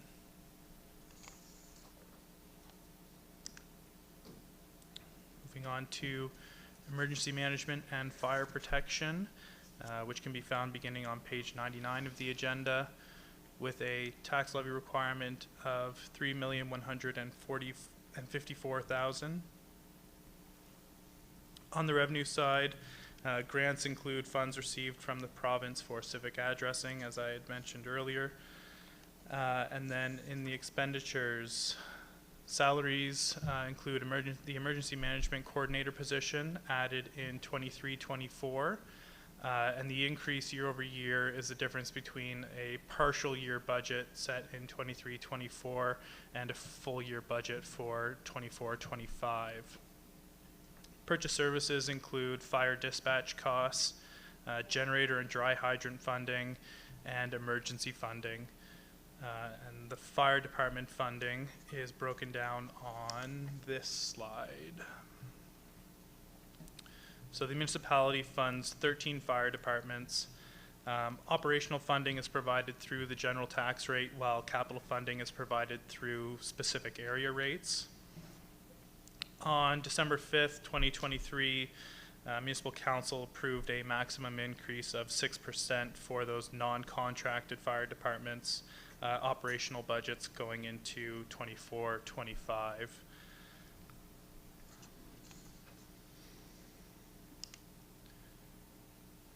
And before diving into the Land Use Planning and Development Services Department, to loop back to the question on the lease, it began July 1st, 2018, for a 15-year term with 2 additional 5-year renewal options.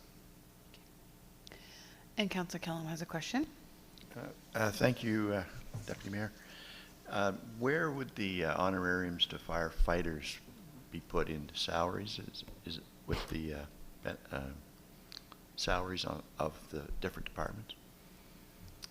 I don't know exactly where those find themselves. We'll look into it and I'll report back on exactly where those are captured. Thank you. Until then, we'll continue on with the Land Use Planning and Development Services Department, which can be found beginning on page 102 of the agenda, and with a tax levy requirement of $891,000, or a 22.4% increase over the prior year budget. Revenues within this section have been almost completely carved out and allocated to the new permitting division, which I'll cover later on. And the revenue that remains is from the sale of plans and data. In addition to the regular salary and benefits increases, there's also a reallocation of a half position into this division. Materials, supplies, and utilities include telephone and supplies, and those budgets are adjusted annually to reflect anticipated actual costs. Purchase services include consultant and meeting costs, and a budget for consultant fees has been added to the 24-25 budget to support ongoing increased demands on the planning department.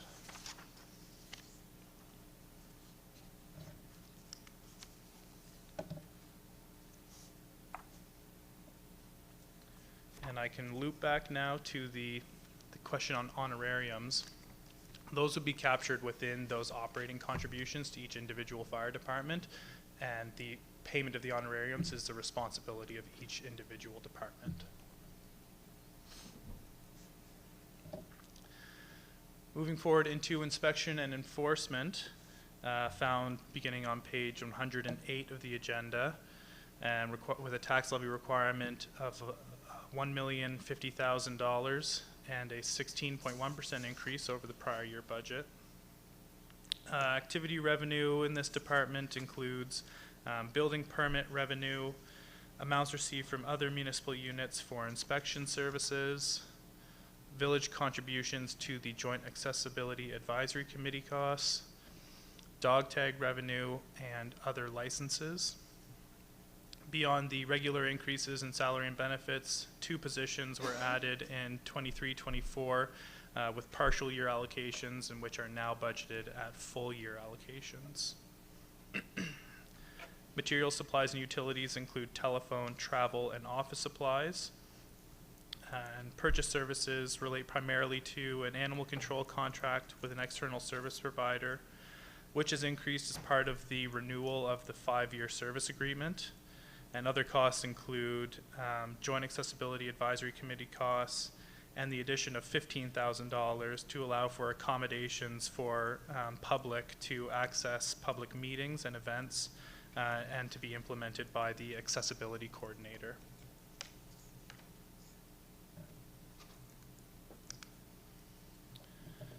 Now moving on to permitting, the new division, the tax levy requirement of $160,000. You can find this beginning on page 109 of the agenda. And this division will be dedicated to delivering an efficient and effective permitting process, ensuring compliance with all relevant regulations and bylaws, and facilitating timely issuance of permits for construction, renovations, land use changes, and other related activity. Activity revenue includes permitting revenue, which I mentioned earlier was reallocated from the planning division. Salaries, wages, and benefits reflect 3 new positions to staff this division. And materials, supplies, and utilities include telephone, travel, and office supplies, and resulting in that total tax levy requirement of $160,800.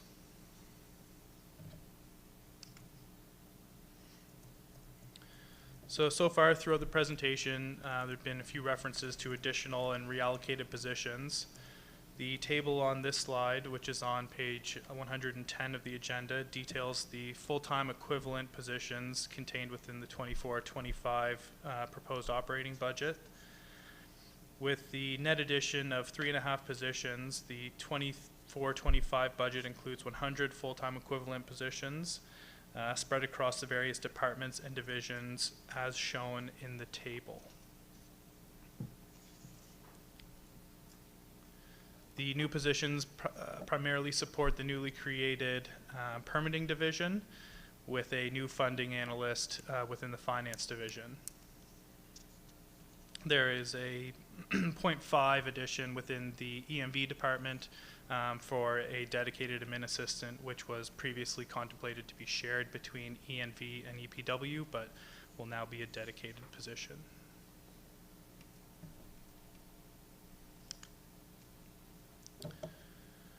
Then moving on to grant programs, the final general operating budget expenditures that we'll look at, which you can find starting on page 112 of the agenda. The 24-25 grant program budget crosses the $3 million threshold with a 8.3% increase over prior year funding. This presentation isn't going to go into the detail of each individual grant stream unless there are specific questions. But the one key driver of the total grant increase is the personal property tax reductions. The tax reductions are available to property owners within the municipality based on provisions of the related policy. Eligible recipients who complete the annual application will receive a rebate applied against their property tax bill. And as per policy in 24-25, the eligible income threshold has been increased to $46,000 and the maximum exemption increased to $560.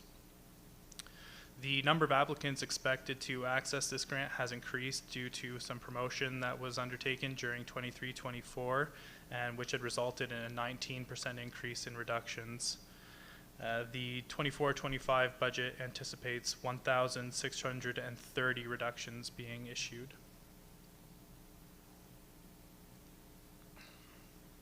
In addition to the increase for tax reductions, there are smaller increases in other grant programs like crosswalk guard policy, which is being reviewed, and increases in some funding to external organizations, primarily based on the obligations of the underlying funding agreements or contracts as applicable.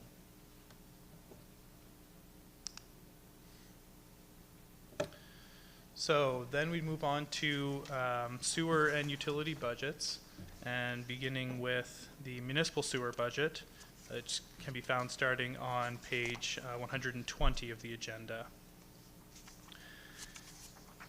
With a total budget of $5,598,610, which is funded from its own revenue and is a self-contained and balancing component of the budget of the operating fund. The municipal sewer provides service to properties in 18 different communities throughout the municipality. The municipal sewer is accounted for within a separate subset of accounts, as I was mentioning, within the municipality's general operating fund. Activity revenues are made up of residential and commercial sewer charges, as well as other sources of revenue that are increasing by 9.2%. In addition to the policy prescribed rate increase, which is based on October CPI, there are approximately 63 additional sewer connections contemplated for the budget in 24-25. Activity revenues also include increases in sale of service agreements, but those amounts are directly tied to specific costs. Transfers from the sewer operating reserve relate to carryover funds for 3 projects: the SCADA system, laboratory building, and the municipal specifications manual update. Moving into the expenditure side, salaries and benefits are projected to increase due to the reallocation of management salaries previously factored into administrative fees collected by the municipality. Once again, that's an impact of that E&V reorganization. Starting in 24-25, management salaries, including the new director of E&V, will be allocated as direct salaries. The maintenance and vehicle budgets represent best estimates of annual requirements and activity levels based on a review of historic routine spending, inflationary adjustments, and planned upcoming maintenance. Lift station and treatment plant increases are primarily driven by facility power costs, which factor in an 8.5% rate increase for 2024. The cost of disposal services has also increased as a result of updated contract pricing, and the municipality's share of the regional sewer system is also expected to increase. Administrative costs include liability insurance, overhead supplies, training, clothing, laboratory-related expenses, telephone, and an administrative fee for services provided by the municipality. The increase in administrative expenses is mostly impacted by 2 main items: the addition of $50,000 in consulting fees related to an overall responsible direct charge, or ORDC, which is required to meet regulatory compliance, and then 4 projects from the capital and special project budget totaling $443,305, which include, once again, the SCADA system, laboratory building, municipal specifications manual update, but also a biosolids management project, all of which were detailed in the capital and project budget 2 weeks ago.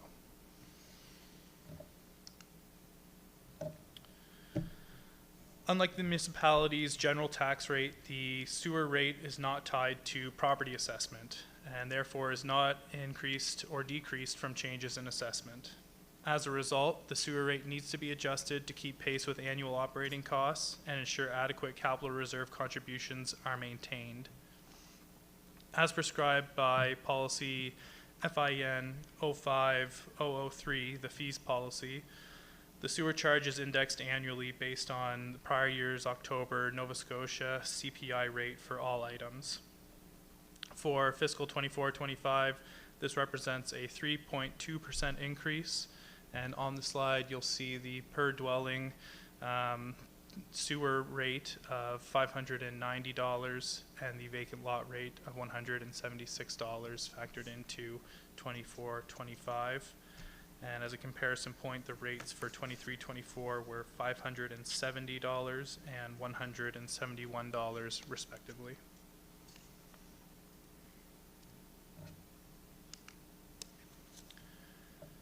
Next, we'll move on to the regional sewer budget,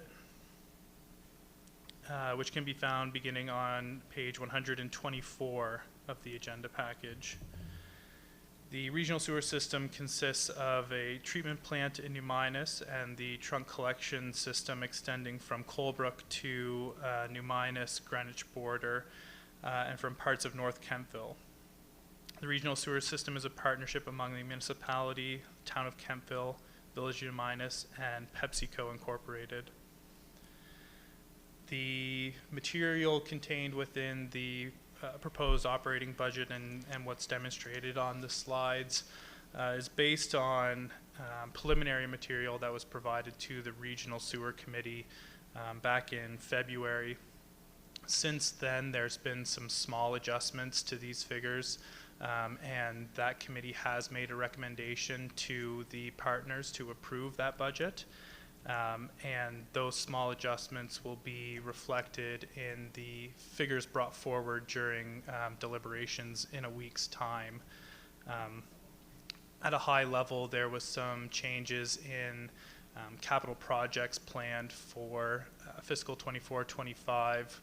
One project that was roughly in the range of $900,000 was deferred outside of the 5-year forecast, and a project of roughly $1 million was deferred by 1 year into 25-26.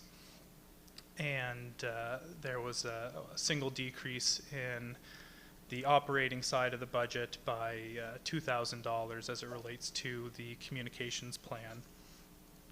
So those are just some quick high-level notes on what would change here, and you'll see more up-to-date information on that at a later time.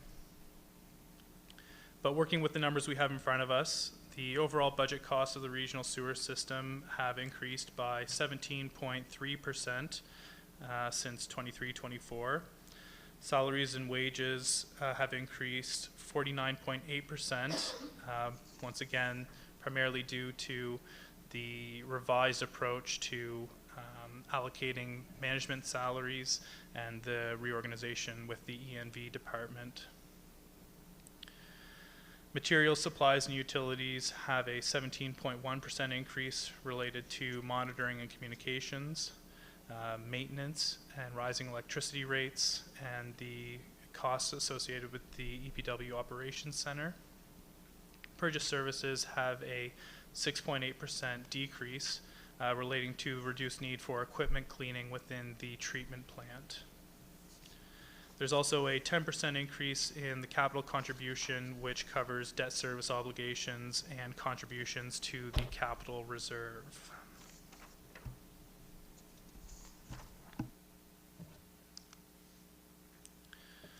This table details the funding distribution between the regional sewer partners. The municipality's portion is $316,400, which ends up as an expense of the municipal sewer budget and is therefore funded from municipal sewer rate.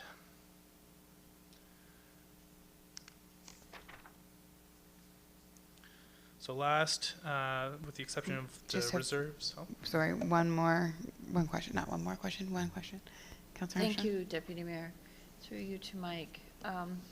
On your table for the regional sewer, it says debt and reserve transfers in the proposed budget, $736,700. What is the amount in the reserve fund now?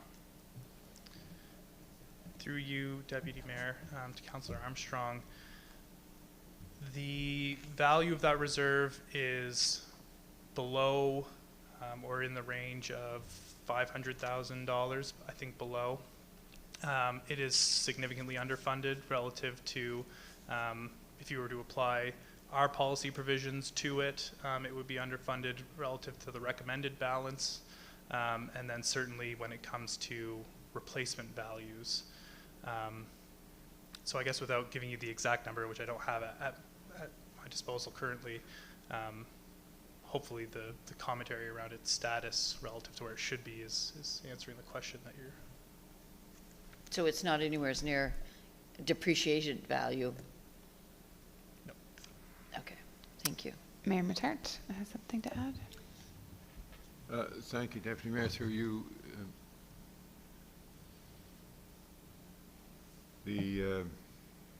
this is always a concern, and we're playing catch up, and we've had some real issues that we've had to contend with, and while we're a small player in the actual regional sewer arrangement, we take the flak for when things go wrong. There should be an extra bonus for that, by the way, but it's not factored in. My question is, what's the $900,000 deferral refer to? It's been kicked down the road, 900,000 has been kicked right out of the 5-year projection. What does it refer to? Through you, Deputy Mayor, to the Mayor. That project was for the replacement of a stretch of force main that is just outside the municipal complex along the number 1 between Anderson Boulevard and roughly needs fast fuel on the other side of the 101. And that was intended to correlate with some active transportation work happening in that same area, and the committee felt that without a history of concern that it could be deferred and perhaps an alternative approach taken at some future date. Thank you. Thanks, Mayor. Okay, I think we're good to go forward.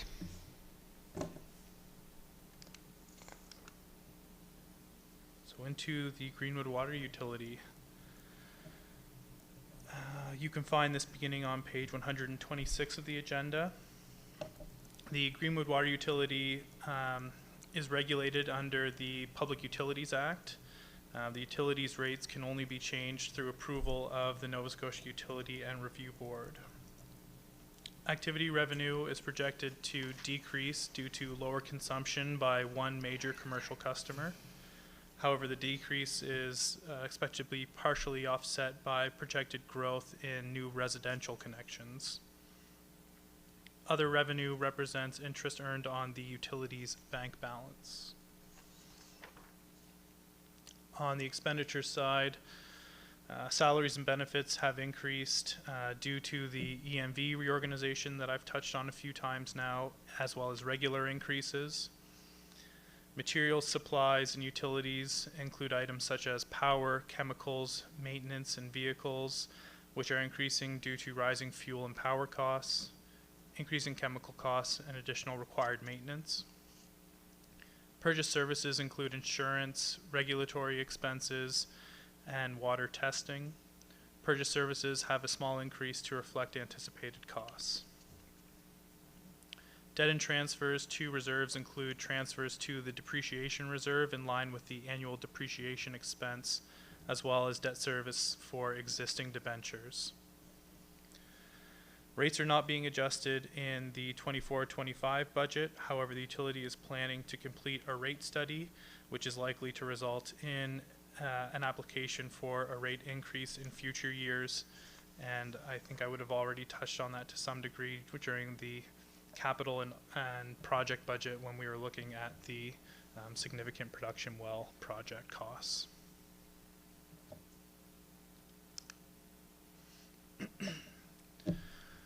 So now we've got a slide here for looking forward, a multi-year projection of the operating budget into as far as a forecast of 2029 and 2030. And can be found along with the underlying assumptions detailed starting on page 129 of the agenda. Numerous factors outside the municipality's control will affect future budgets, including interest rates, annual assessment lift, and inflation. Mandatory payments continue to increase and make up close to half the total budget operating expenditures. The municipality has no discretion on the amount charged for those budget items. Other pressures such as increasing insurance rates, electricity rates, and rising fuel and supply costs will continue to have an impact on future budgets. Forecasts have also been prepared for the municipal sewer and Greenwood Water Utility and are available across pages 133 and 134.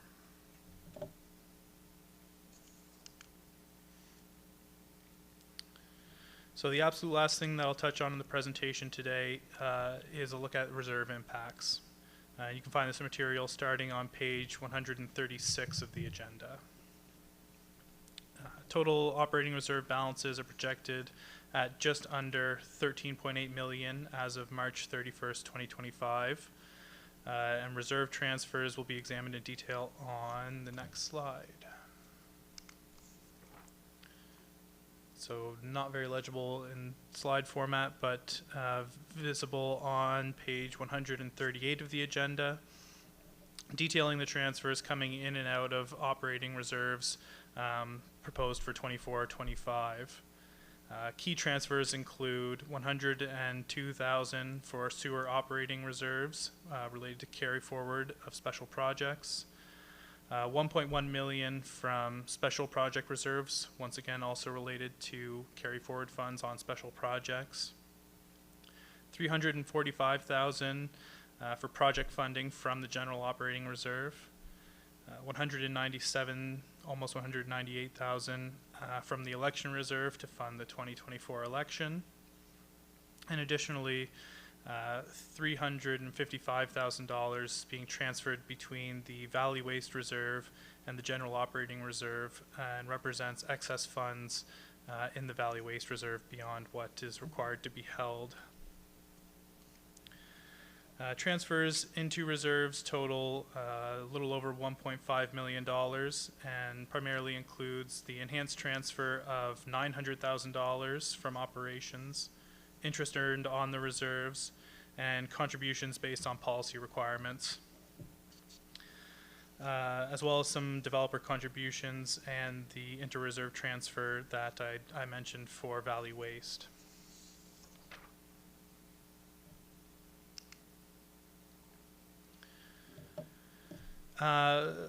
Few calculations related to the financial condition indicator threshold. Annually, the province compiles the financial report on each of the 49 municipalities within the province. As part of that report, financial condition indicators are calculated and used to evaluate a municipality's financial health. One of the indicators relates specifically to the balance held in operating reserves versus total operating expenditures, less the mandatory transfers. A threshold of 20% is the minimum for obtaining a low-risk financial indicator. High percentage indicates a higher balance in operating reserves, which provides greater flexibility to address unexpected future events, while low percentage indicates less flexibility and could put a municipality in financial difficulty. Operating reserves are also a cash management tool for multi-year projects and commitments. Having a sufficient balance allows for enhanced multi-year planning and provides flexibility to pursue opportunities as they arise. While reserve balances fluctuate each year based on operating needs and capacity, over the past 5 years, the municipality has been able to maintain reserves close to a 30% threshold despite rising operating expenses.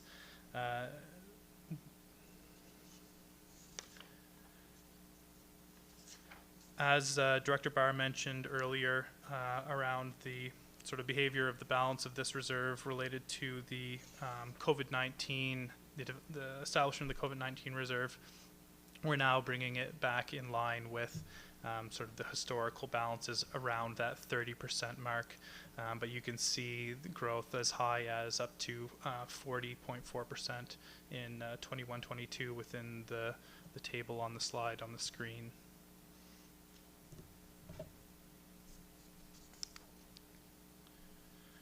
And then beyond the financial condition indicator thresholds, there's some policy thresholds that are examined. The reserve policy and these thresholds are detailed on page 140 of the agenda, and the policy outlines specific thresholds by which the reserve should be evaluated.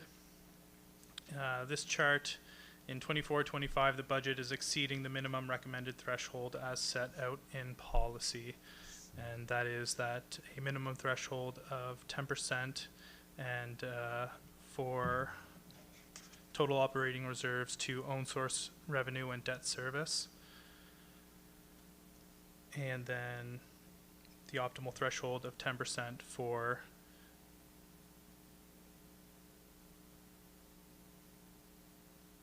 the general operating reserve as a percentage of total own source revenue and debt service. Oh, sorry, the distinction being total operating reserves versus just the specific piece for general operating reserves, so carving out the pieces that are have a designated purpose.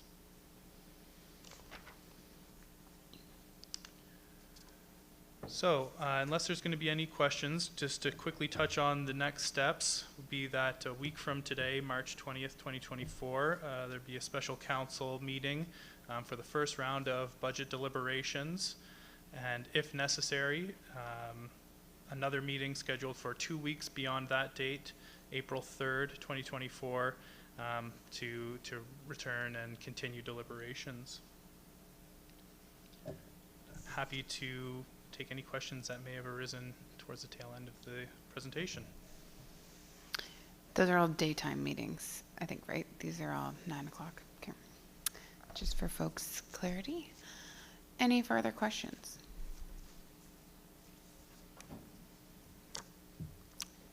I don't see any. So do you have anything more to present, or is this That's the end. the finale? Well, the finale for now, for today. Okay, so at this point, we would look for a motion, I believe, to receive the presentation. We'll just wait till it comes up on the screen. Moved by Councillor Harding, seconded by Councillor Granger.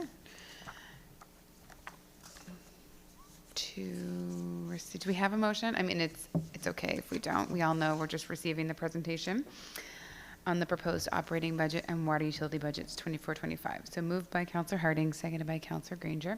All in favor or otherwise, please signify in the usual fashion. Maybe we didn't have, oh, there we go. Maybe I made up a motion, but I'm pretty sure.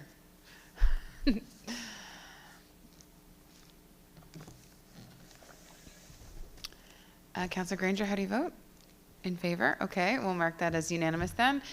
Thank you, Mr. Livingston, for your presentation this morning and for Katrina's work. She's not here to receive accolades in person, but we know that she's an excellent source of all information when it comes to budget, and she works very hard, and as everyone in the department, and also the department staff who have to put together their departmental budgets. That's no easy task either, so thanks to everybody who had a hand in this. Council will have lots of thinking and considering to do before it comes back to us next week. So I encourage you to dig in, and any thoughts you have or questions, I'm sure finance staff will be happy to answer in the meantime. Is there any other business to come before the meeting today? Seeing none, we have no comments from the public, as there's no public here. Look for a motion to adjourn. Moved by Councillor Burgess, seconded by Councillor Davison. Thank you, Council, and call the question. All in favor or otherwise, please signify now. Thank you very much.